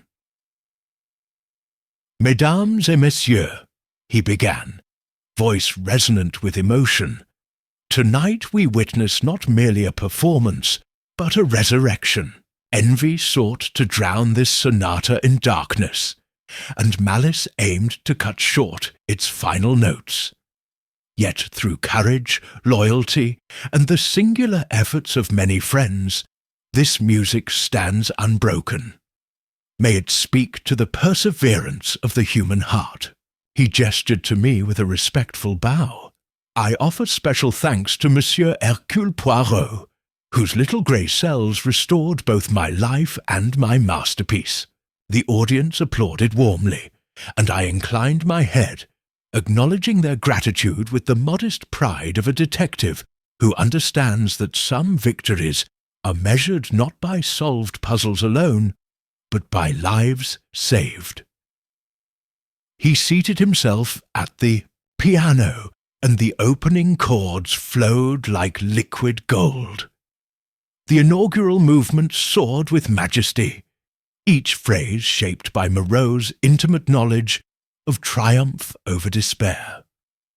The drawing-room seemed to expand, its glass ceiling now an orchestra of stars, each witnessing the music's rebirth. In the second movement, the scherzo danced with wit and elegance, revealing Moreau's playful spirit even amid sorrow. Colonel Graves tapped his foot in appreciation, recalling how music had buoyed his own courage in a case of deadly intrigue at the Opera House. Clarice Fontaine closed her eyes, absorbing each harmonic shift as though committing the sonata to memory in her heart. When the adagio unfolded, a hush as profound as the grave befell the audience. Eloise Duval's slender figure trembled with empathy, while Madame Cavendish dabbed at her eyes, her support born of both charity and genuine love for the art. Hastings leaned close to me, whispering, "He plays as though his very soul pours through his fingertips." I nodded, my moustaches quivering in concurrence. And indeed it does. The final coda rose with unparalleled fervour, a synthesis of hope and remembrance. Moreau's hands danced with confident abandon, the sonata's restored cadenza now luminous in every measure. When the last note rang, it lingered in the air like a benediction. Eloise sprang to her feet and threw her arms around her brother, her tears falling freely. The audience exploded into applause, cries of "Bravo! Bravo!" cascading like a storm.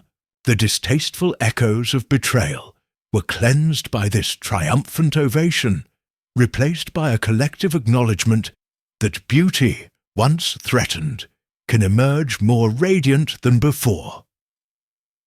As the applause subsided, Hastings rose and motioned for me to join him in calling forward the key figures. Madame Cavendish tapped her bell, summoning reflections from the critics who now penned fervent praise, bemoaning the world's near loss of a genius.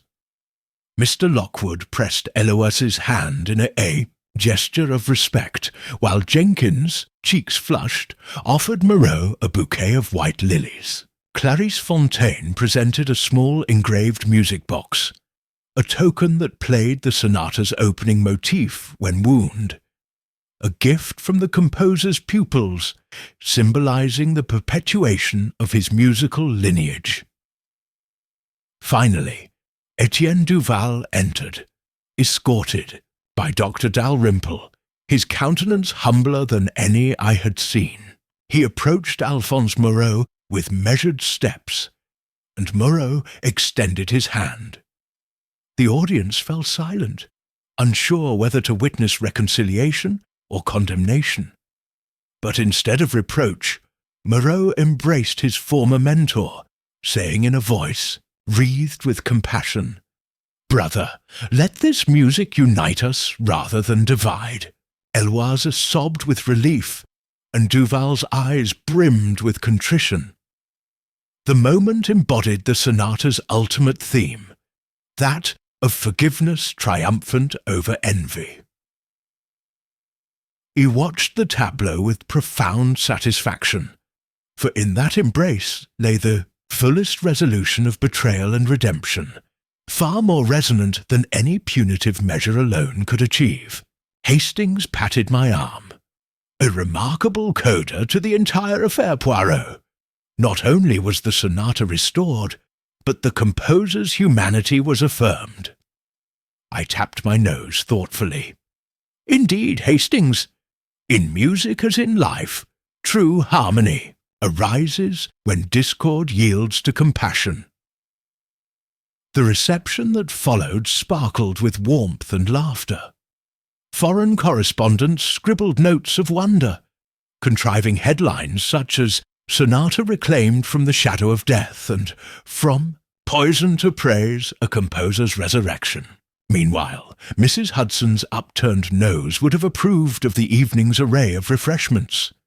Eclairs shaped like musical notes, petit fours dusted in gold, and champagne served in fluted glasses etched with treble clefs. As the last guests drifted into the night, Moreau invited Hastings and me for a final cup of tea in the conservatory. We sat amid the potted palms, now glowing faintly in the glow of electric lamps, newly installed by Madame Cavendish's bequest. Eloise passed around delicate china cups, filled with jasmine tea, their fragrance a gentle counterpoint to the evening's exhilaration.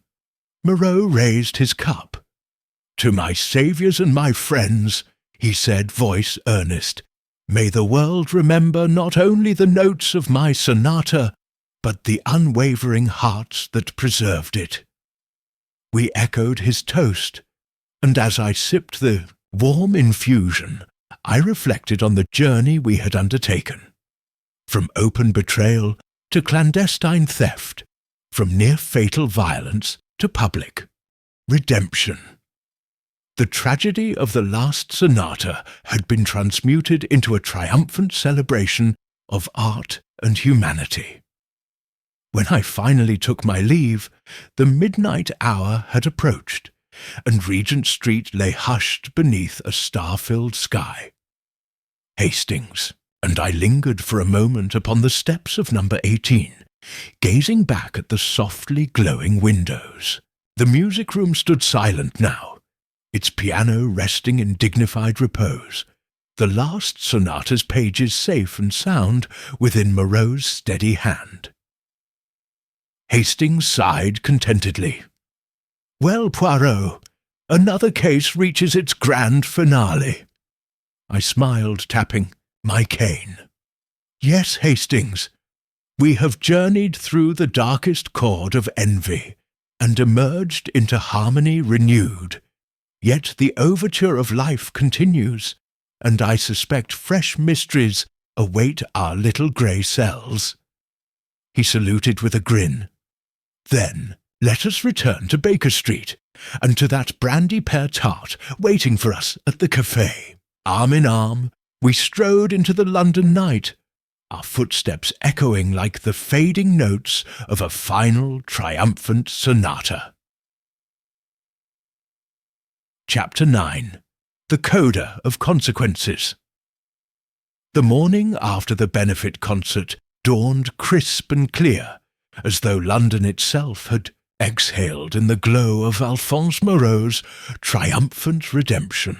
Regent Street's early traffic hummed beneath a pale blue sky, and the passing hansoms bore passengers who spoke excitedly, some quoting lines from last night's recital, others marvelling at the unbroken persistence of genius. At 221B Baker Street, I found Captain Hastings poring over the morning papers, his spectacles perched at the end of his nose. "Look here, Poirot," he called, nudging a broadsheet toward me. The headline read, "Moreau's masterwork resounds. Critics hail the miracle sonata." Beneath it, several columns offered effusive praise. Phrases like, "a testament to artistic perseverance," and "show a triumph over the dark forces of envy." One critic even predicted that the sonata would stand among the greatest compositions of the 20th century. Hastings beamed as he read. Nothing quite like seeing one's friend lauded by the press, eh? I smiled, sipping my morning tea. "It is gratifying, Hastings. Yet we must not forget the quieter repercussions. The scholarship fund established by Madame Cavendish, the apprenticeship endowed in Moreau's name, and the subtle shift in Duval's fortunes." Hastings raised an eyebrow. "Duval? He's still under house arrest with his sister, I believe." I nodded. "Indeed, though Eloise intends to restore his dignity through teaching rather than performance. His probationary exile ends this month, after which he must demonstrate genuine contrition before the Royal Academy." At that moment, Mrs. Hudson entered with a telegram bearing the Lyceum's crest. I broke the seal and read it aloud. "Monsieur Poirot, the management of the Royal Lyceum requests your presence at a private council tomorrow morning. Confidential business of artistic import. Major Sinclair." I folded the telegram thoughtfully. It appears my services are required once more, this time in matters of policy rather than poison. Hastings chuckled. "You can't escape the theatre, can you?" We spent the remainder of the morning arranging arrangements. Hastings drafting replies of thanks on behalf of Moreau, I penning a brief note of acceptance to Major Sinclair. By afternoon, I boarded a hansom bound for the Lyceum, Hastings taking leave to deliver proofs of the benefit concert programme to the press. The theatre's facade greeted me in the waning sun, grand and unblemished, its arches now proudly proclaiming the Lyceum's season of renewal. Inside, I was conducted by a curtained corridor to Major Sinclair's office. The governor rose to greet me, his uniform crisp, his manner grave yet cordial. "Monsieur Poirot," he began, "thank you for coming at short notice. I regret that London's greatest puzzle, Etienne Duval's misdeeds and Moreau's recovery, leaves a final complication." He motioned me to a seat. "The board is divided over how best to welcome Monsieur Moreau into his new role as composer in residence. Some members fear that the spectacle of his near demise might overshadow future seasons. Others argue that it would inspire young composers to persevere. We require your counsel on whether to organize a public lecture, a formal gala, or to let the music speak for itself." I considered. "The balance lies in proportionality, Major. A single gala tribute may risk turning the tragedy into continuous spectacle. Conversely, a modest public lecture, Moreau speaking on creativity through adversity, would allow him to frame his own narrative without constant fanfare. Sinclair nodded. A lecture, then, with admission proceeds to the scholarship. Fund? I inclined my head. That would honour both his artistry and his humanity, without imposing undue burden on his recovering health.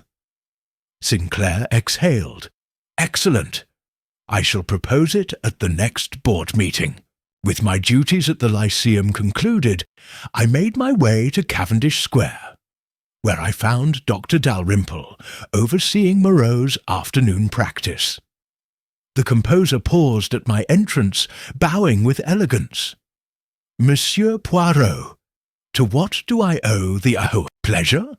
I explained Sinclair's proposal and offered the invitation personally. Moreau's face lit with delight. A lecture? How fitting to transform my ordeal into teaching. I shall begin drafting my remarks at once. Eloise, who had been adjusting the metronome's setting, beamed. He speaks of pain as a teacher rather than a curse. The lecture shall be most illuminating. As I prepared to depart, Moreau handed me a small envelope sealed in crimson wax. A token, he said, a dedication to my saviour. Inside lay a single page of elaborated melody, a theme I had admired at our first meeting, now refined into a lush new orchestration. I studied the notes, the graceful curves of Moreau's handwriting soaring across the stave. Your genius knows no bounds, I said sincerely. I shall treasure this. He nodded, eyes bright. And I shall treasure your friendship, Monsieur Poirot. Returning to Baker Street as twilight settled, I reflected on the tangled journey from theft and attempted murder to public vindication and personal growth. Hastings was already at the window, late post in hand.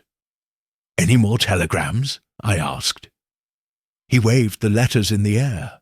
Just invitations to the lecture and society gossip. It seems the world cannot resist a good encore. I placed the manuscript page upon the mantel, its notes casting dancing shadows in the lamp's glow. An encore is due, then, I mused, and I shall attend, to hear the composer whose life was nearly silenced now reclaim his voice. That evening, I found Hastings at home, teacups in hand, discussing the day's developments. He leaned toward me conspiratorially. You know, Poirot, I heard from a colleague. Moreau's lecture sold out in minutes. He even donated tickets to young music students. He shook his head in admiration. That is turning adversity into opportunity. I nodded, tapping my chin. A true artist transforms hardship into harmony, and in so doing, he ensures that the music and his story resonates long after the final bow. As I sipped my tea, I glanced at the violin-shaped token engraved with the treble clef once more. Its metallic surface caught the lamplight and seemed to hum with memory. I smiled, my little grey cells already anticipating the next mystery, the next puzzle to unravel. But for tonight, I allowed myself the quiet pleasure of closure. A composer's legacy restored, a brother's redemption begun, and a sonata whose final notes would linger in the hearts of all who heard them. With that comforting thought, I prepared to retire, confident that wherever beauty faced the threat of destruction, truth and compassion would prevail, an enduring coda to any tragedy. Chapter 10. The resonant aftermath London woke gently under a misted dawn, as if reluctant to break from the triumph that had reverberated through its concert halls only hours before.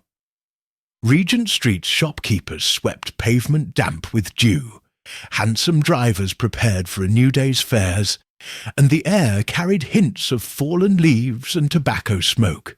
Yet at number 18 Cavendish Square, the atmosphere remained sacred and hushed. For here the echoes of a composer's final sonata still hovered like invisible ghosts, notes of triumph that would not fade. Inside the drawing-room, Alphonse Moreau sat before the grand piano, hands folded in his lap, eyes bright with quiet satisfaction. Beneath the lid lay his restored manuscript, every bar of the last sonata now secure in his beloved handwriting. At his side, Héloïse Duval arranged roses before placing a steaming teacup upon the music rack, the steam curling in gentle spirals like a cadenza. Hastings and I entered softly, welcomed by Madame Raymond's discreet smile, and the comforting scent of lavender sachets tucked into every drawer. Dr. Dalrymple lingered by the window, ensuring Moreau's continued recovery with professional vigilance. Moreau rose to greet us, his movements steadier than ever before.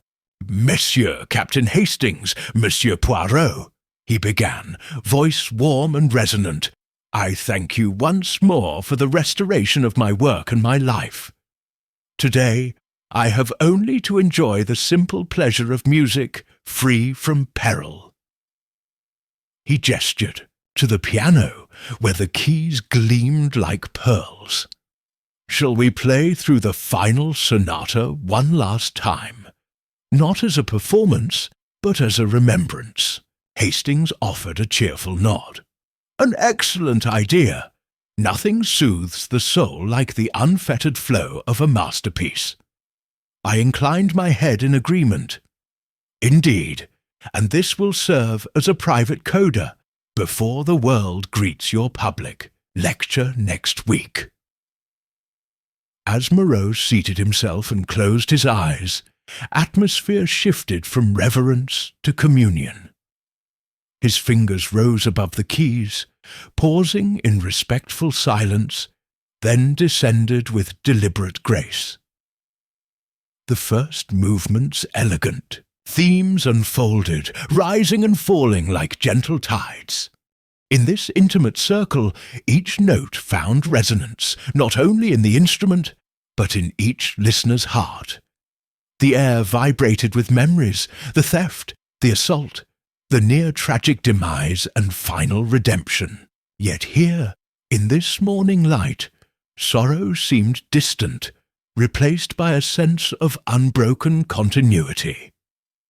When the scherzo's playful rhythms brought a smile to Eloise's lips, Dr. Dalrymple tapped his foot in time, and Hastings hummed the counter-melody under his breath. Even Madame Raymond paused her dusting to lean against the doorframe, enraptured by the unspoiled beauty. Then came the adagio, lessons of patience and compassion woven into a tapestry of sound. Moreau's touch grew tender at this moment, as though he caressed each harmony in gratitude for second chances.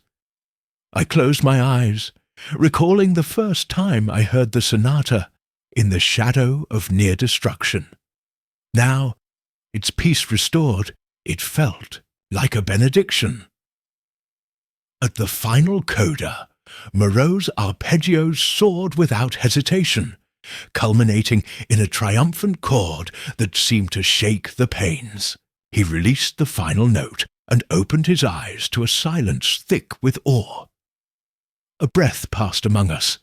Then Hastings rose to applaud, joined quickly by the doctor, Héloïse, and finally by me. Moreau inclined his head with modest pride. "Merci, mes amis," he said softly. "Let us treasure this moment." Later that morning, after a simple brunch of fresh bread and soft cheese, the doorbell rang in measured intervals, as guests arrived for the day's final audience. Senator Decker, a patron of music in the House of Commons, Mrs. Kingsley, headmistress of the Royal Academy's School of Music, and Herr Fischer, a visiting conductor from Leipzig. Each greeted Moreau with admiration. The senator praised the sonata's emotional depth. The headmistress marvelled at its pedagogical value for students. The conductor reflected on its orchestral potential. Moreau, gracious and composed, accepted every compliment, his sister by his side, to ensure he neither overexerted himself nor fell prey to exhaustion. By midday, all visitors had departed with tokens of gratitude, a promise of future collaborations, invitations to foreign premieres, and bouquets of white lilies and purple irises. Eloise managed the farewell with gentle hospitality, while Dr. Dalrymple took charge of Moreau's medication schedule and rest periods. I lingered, examining the manuscript's final measures one more time. The dedication in Duval's confession had been scratched out. In its place, Moreau had penned a new epigraph. To those who choose compassion over ambition, our greatest melodies are yet to be written. I touched the words reverently. Here lay not only the resolution of a mystery, but the embodiment of its moral. As the day waned, I prepared to depart for the lecture hall at the Royal Lyceum, where Moreau would deliver his public address on the theme of adversity and creativity. Hastings joined me for the carriage ride, carrying the violin-shaped token gifted by Moreau at the benefit concert. "Do you think the lecture will fill the hall?" Hastings asked, settling the token in his coat pocket. I adjusted my cravat. Undoubtedly, the public craves both the music and the composer's testimony. His story transcends mere performance. It resonates as a testament to resilience. Hastings smiled. I must admit, I'm as eager to hear his words as to hear the sonata again. The lecture hall at the Lyceum stood magnificent beneath its vaulted ceiling and ornate chandeliers. The audience filled every seat. Patrons, critics, music students, in their uniforms, and even a contingent of MPs who had heard the senator's praise. A hush ensued as Moreau ascended the lectern, his silhouette lit by a solitary spotlight. He bowed, eyes reflecting the hall's grandeur combined with the composer's humility. He began, voice steady, yet imbued with emotion, recounting the theft of his final sonata, Duval's envy, the violent attack that nearly ended his life, and the unwavering support that restored both his health and his work. Then he transitioned to the heart of his talk, how adversity shapes art, forging melodies that bear the weight of human struggle. He quoted lines from his own sonata, how the adagio's tender theme emerged from grief, and the final coda's triumph sprang from forgiveness. He concluded with an exhortation to aspiring musicians to embrace setbacks as compositional tools, weaving them into their own creative narratives. When his lecture ended, the crowd rose in a sustained standing ovation. Hastings and I joined in, clapping until our palms ached. Moreau's words had added new depth to his sonata, understanding that its notes were not merely abstract beauty, but the embodiment of lived experience. As guests filtered into the foyer for post-lecture refreshments, Madame Cavendish presented Moreau with a ceremonial key to the Lyceum, an honour reserved for those who had made indelible contributions. The composer's acceptance speech, delivered with wry humour and profound warmth, elicited further applause and tears. Eloise watched from the wings, pride and relief mingling in her expression. When the hall emptied, Hastings and I slipped backstage to congratulate Moreau. He greeted us with a broad smile and offered each a glass of champagne he had requested for the occasion. To courage, he toasted, to the little grey cells who revealed the truth, and to music, our eternal companion. We drank, letting the golden bubbles carry the day's final resonance. As midnight approached, the hansom carried me back to Baker Street under star-strewn skies, the city's lamplights shimmering like distant notes in a nocturne. Hastings ushered me inside, closing the door against the night's chill. Mrs. Hudson stood by with brandy and peppermint, ever the guardian of our comfort. I retreated to my armchair by the fire, token in hand, reflecting on the sequence of events, the theft of masterpieces, the attempted murder, the restoration of art, and the healing power of compassion. Though mysteries may swirl around us like accidentals in a score, the ultimate harmony arises when justice and mercy share the stage. As the embers glowed and the brandy warmed my chest, I allowed my little grey cells a moment of repose, confident that tomorrow would bring new enigmas, new overtures to decipher. Yet for tonight, I savoured the coda of consequences, the reverberations of truth restored, art preserved, and humanity's finest notes played once more. Chapter 11. Echoes in Eternity. The dawn after Alphonse Moreau's public lecture broke with a serenity that seemed to bless every street and square in London. Regent Street's lamplighters stoked gentle flames as shopkeepers unfurled awnings against a sky washed in rose and silver, and the air carried the faintest strain of last night's final coda, an echo of hope that lingered from the concert. Hall to the quiet lanes of Cavendish Square.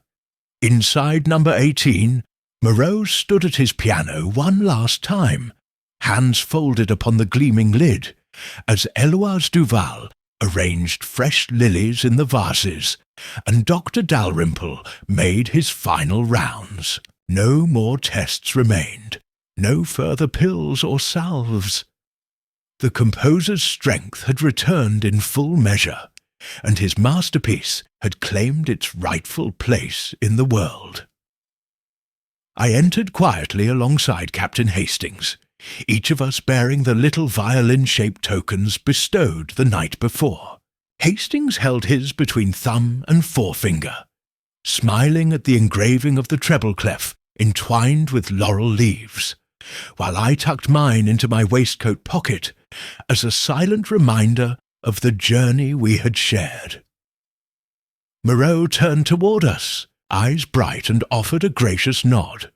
"Monsieur Poirot, Captain Hastings," he said, voice rich with gratitude. "It is fitting that we gather here, in the quiet heart of the home that witnessed both my darkest hour and my greatest triumph.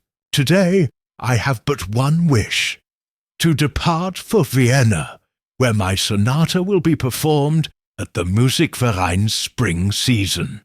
Will you accompany me as my guests of honour?" Hastings bowed with theatrical flourish. "I would not miss it for the world, mon ami." I inclined my head, knowing that to witness the sonata's international premiere, its first performance beyond London, would bring this chapter to a fitting close. Eloise's eyes glistened with excitement and pride. "We shall leave in 2 days," she said gently. "I have arrangements with the Academy to continue my brother's scholarship work in his absence, and Duval, my brother, will join us once he completes his period of reflection." Moreau turned to Dr. Dalrymple. "Doctor, I am well enough to travel." The physician's spectacles gleamed as he smiled. "You are stronger than I could have hoped, monsieur. I grant you permission to embark upon this journey. and I look forward to news of your success." Moreau's shoulders squared in relief. "Then Vienna beckons," he declared.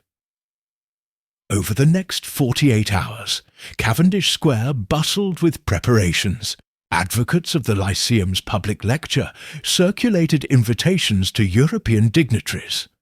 The courier from the Royal Academy delivered final certificates to scholarship recipients, and the Carrow and Inkley stationers brought specially bound copies of the sonata to accompany Moreau's departure. Hastings oversaw the packing of configurations for travel, carefully wrapping the fragile manuscript leaves in acid-free vellum and sealing them within a lacquered case. Eloise prepared her brother's wardrobe with identical care, ensuring that each uniform, each casual dressing gown, reflected the dignity restored to his life. On the morning of departure, a private carriage awaited at the square. Moreau, Eloise, Captain Hastings, and I took seats amid plush cushions, our luggage stowed nearby. Jenkins, the stagehand whose steady hand had saved Moreau on the night of the attack, stood at attention to wish us farewell, his own ticket to Vienna granted.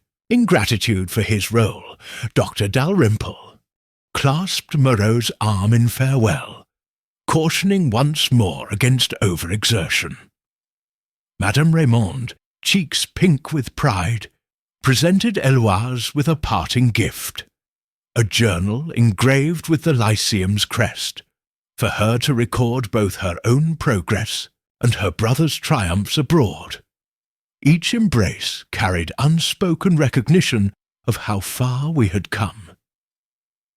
As the carriage rolled away, I glanced back at the townhouse where tragedy had nearly extinguished a great life. The windows gleamed with promise, as though they too were glad to bid us Godspeed. Hastings leaned forward, peering through the window glass. "Do you think the Viennese audience will receive the sonata as enthusiastically as ours?" he asked. I tapped my cane against the carriage floor.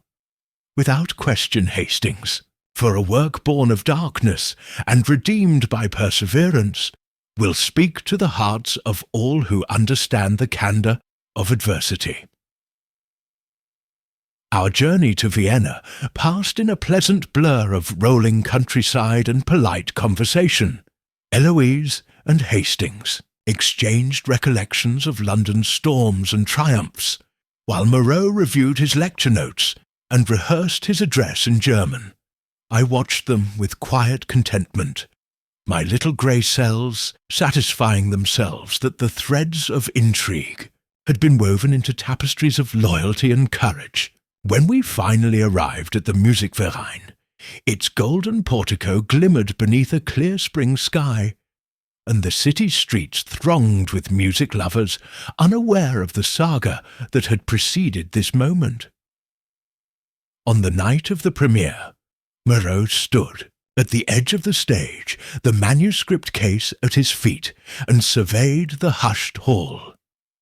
Hastings and I sat in the front row, Eloise beside us, tears shining with anticipation. The conductor bowed, and the orchestra raised their instruments. When Moreau settled at the piano, hush deepened to sacred stillness. His fingers danced the opening theme with a fluidity that spoke of suffering transfigured, each note a triumph of spirit. In that moment, Vienna became a chorus of thanks, reminding us that art's greatest power lies not only in beauty, but in its capacity to heal. The final chord elicited an ovation that shook the gilded walls, the audience rising in a baying roar of approval. Moreau bowed repeatedly, tears of joy glinting beneath the stage lights. I rose as well, offering my applause to the composer whose life had been intertwined with tragedy, whose work had emerged resplendent. Hastings pounded the bench with an adieu enthusiasm unusual even for him. while Eloise wept softly with relief. The sonata's coda, once stolen and nearly strangled, now soared beyond London's confines, its echo destined to resound for generations to come. Weeks later, we returned to London on soft spring breezes, the city's trees a delicate green. Etienne Duval had completed his period of reflection and was found teaching with quiet humility at his sister's request. The scholarship in Moreau's name awarded its first recipients, promising a new lineage of composers shaped by adversities, lessons. The Lyceum adopted the security measures I had recommended: dual key access to valuable scores, nightly logs for unique manuscripts, and quarterly rehearsals for staff to detect tampering. Caro and Inkley, chastened by their role in previous mysteries, instituted stricter protocols for stationery and sealing wax, ensuring that no further ink-bound intrigue could take root. Back at Baker Street, Hastings and I reflected upon the sonata's journey from theft and violence to international acclaim. I stood at the mantelpiece, polishing the violin token Moreau had given me, and gazed at the scattered pages of other unsolved mysteries awaiting my attention. Hastings joined me with tea in hand.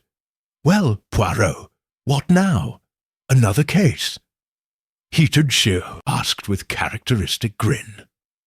I tapped my nose in thoughtful anticipation. "Always, Hastings. The world's ledger of enigmas remains open, and fresh pages call for our little grey cells. But for now, let us savour the echoes of this final sonata, both its music and its moral." He raised his cup. "To perseverance, compassion, and the enduring power of truth," I raised mine. "To friendship, Hastings, and to the promise that even the darkest chords can yield the most radiant harmonies." And so, as spring unfurled its tendrils across the city, we settled into the comfort of home, knowing that wherever melody and mystery entwine, Hercule Poirot and his steadfast companion will be ready to ensure the final note remains true. Chapter 12. The Last Reverberation.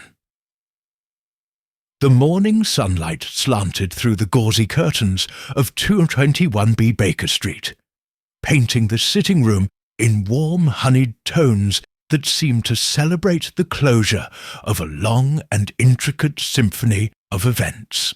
I sat in my usual armchair, cane resting against the side table, as Captain Hastings entered through the doorway, spectacles perched at the tip of his nose and a well-worn leather satchel in hand. "My dear Poirot," he began with a boyish grin, "the latest edition of the Daily Chronicle has published a glowing retrospective on Moreau's Viennese triumph and the enduring lessons of his final sonata. They headline it, 'From Parisian Poison to Philharmonic Glory.' Would you care to hear?" He produced the paper, and I smiled at the memory of our journey. From the discovery of the poisoned glove, through the restoration of the stolen manuscript, to the composer's ultimate vindication upon 2 continents. "I should like that very much," I replied, settling back as Hastings read aloud passages lauding Moreau's resilience, Eloise Duval's steadfast support, and the little grey cells that had rescued not only a life but a masterpiece. Beneath the praise, however, I noted a subtle shift. The article spoke of how adversity can transform artistry, how values of honesty and compassion underpin every true creation. It was a fitting coda to a tale that had begun in malice, yet resolved in mercy. After Hastings had concluded, he folded the newspaper and set it aside.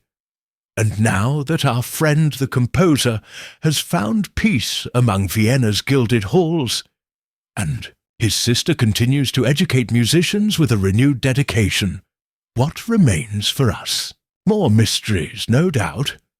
He winked. I tapped my moustaches in contemplation.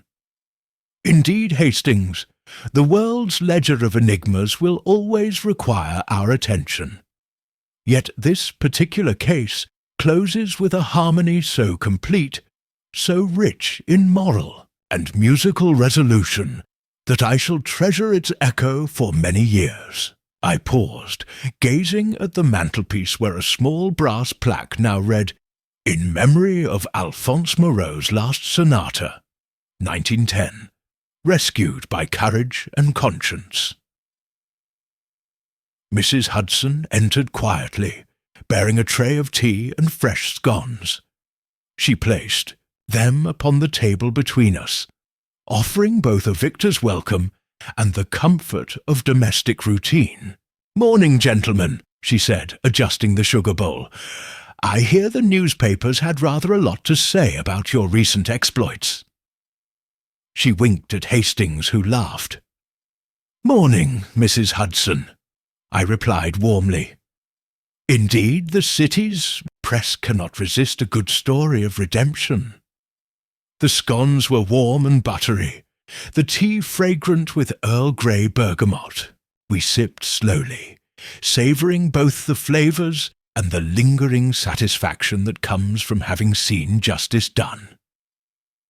Once breakfast concluded, I strolled to the window and looked out upon Baker Street's bustle. Costermongers setting up stalls, hansoms rattling past, and clerks hurrying toward the law courts. Somewhere among the crowd, Etienne Duval laboured anew, teaching modestly rather than scheming in solitude. And in a distant gallery, Moreau's final sonata glimmered in prints and scores, its notes poised to inspire generations of composers. The world felt both familiar and transformed, as if our recent odyssey had imparted a subtle shift in its timbre. Hastings leaned against the window frame. "Poirot, in all your cases, you've shown that truth eventually prevails, even when concealed by envy and malice. But few have so vividly illustrated how compassion can redeem even the guilty." He paused. "Do you ever regret showing mercy to Etienne Duval?" I turned to him, expression thoughtful. "Regret? No, Hastings. Justice tempered by mercy is the noblest resolution. Etienne's punishment, to live under the shadow of his own conscience while he seeks redemption, seems more fitting than any harsher sentence. His life's work now lies in teaching, in passing on the very values he once sought to undermine. That transformation, to my mind, is the greatest of all possible finales." He nodded, eyes bright with agreement. A great finale indeed. For a moment we stood in companionable silence, each lost in his own reflections. Then Hastings straightened, rubbing his hands together. "Well, what shall we do now? A Sunday stroll in Regent's Park, or perhaps a visit to the Lyceum to see how they guard their sheet music these days?" I smiled. "A walk would be most enjoyable, Hastings, and thereafter we can call on Major Sinclair. He may have further opportunities for our talents." I tapped my cane in gentle anticipation. "But first, I believe we should pay a quiet visit to 18 Cavendish Square, to see Eloise and Monsieur Moreau in their peaceful domain one last time." Hastings grinned. "Excellent idea. Let us set forth." We donned our coats and hats, bade Mrs. Hudson farewell, and descended the stairs into London's awakening streets. The air held a promise of spring, though cherry blossoms still bloomed only in sheltered spots. Our footsteps rang upon the pavement, a duet of purpose, one set determined by a detective's precision, the other by a companion's steady loyalty. Cavendish Square welcomed us with an air of renewal. At number 18, we found Eloise in the conservatory, tending to her father's potted orchids, each bloom a tribute to resilience. She greeted us with radiant warmth, her violet dress matching the petals that bowed beneath her tender care. Moreau sat nearby, reading a score in its original Viennese edition, his slight figure content in the quiet routine he had long missed. "Monsieur Poirot, Captain Hastings," Eloise said, curtsying. "Your visit gladdens us." Moreau set aside his music and rose, offering each of us a handshake that spoke of deep friendship. "Please join us for tea in the drawing-room," he invited. "I have prepared a small recital of my earlier works, to remind us that every composer's journey contains both shadows and light." We sat once more amid the familiar surroundings, the grand piano, the laurel plaque, the violin tokens resting upon a side table, and Moreau began to play, his hands threaded through melodic phrases less familiar, but imbued with the same integrity and passion that had defined his last sonata. I closed my eyes, allowing the music to weave through memory and hope, each note a reminder that life's richest harmonies emerge when discord yields to understanding. When the recital ended, Hastings rose to applaud, followed by Eloise, Dr. Dalrymple, and finally me. Moreau bowed, expression luminous. "Thank you," he said quietly. "Your presence elevates these melodies beyond mere performance." I inclined my head. "It is you who elevates us, monsieur. You have shown that even when a masterpiece teeters on the edge of oblivion, the concert of conscience and courage can restore it, stronger than before." Eloise pressed her brother's hand, and we owe that miracle to Hercule Poirot's insight and to Captain Hastings's unwavering support. Hastings laughed. "All in a day's work, mademoiselle." Yet his eyes shone with the same loyal pride that had carried us through many a perilous case. As we prepared to depart, Moreau gifted each of us a final token, a page of the sonata, illuminated with calligraphic flourishes, framed beneath glass. "So that you may carry this music with you wherever you go," he said. I accepted mine gratefully, placing it in my coat pocket alongside the violin token and the brass laurel plaque. Walking back toward Baker Street, the afternoon sun sat low in the sky, casting long, gentle shadows.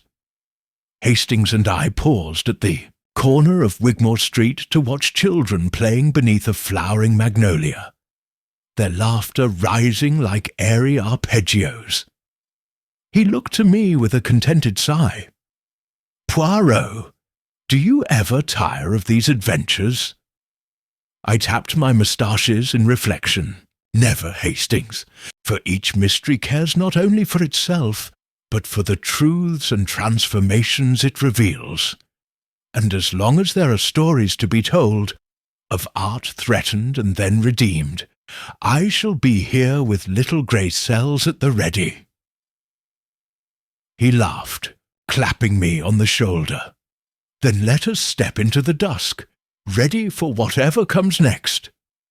And so, beneath the glow of lamp and leaf, we strode into London's evening, the echoes of the last sonata carried upon the breeze, a final reverberation that bound together past trials and future possibilities in a melody that would never end.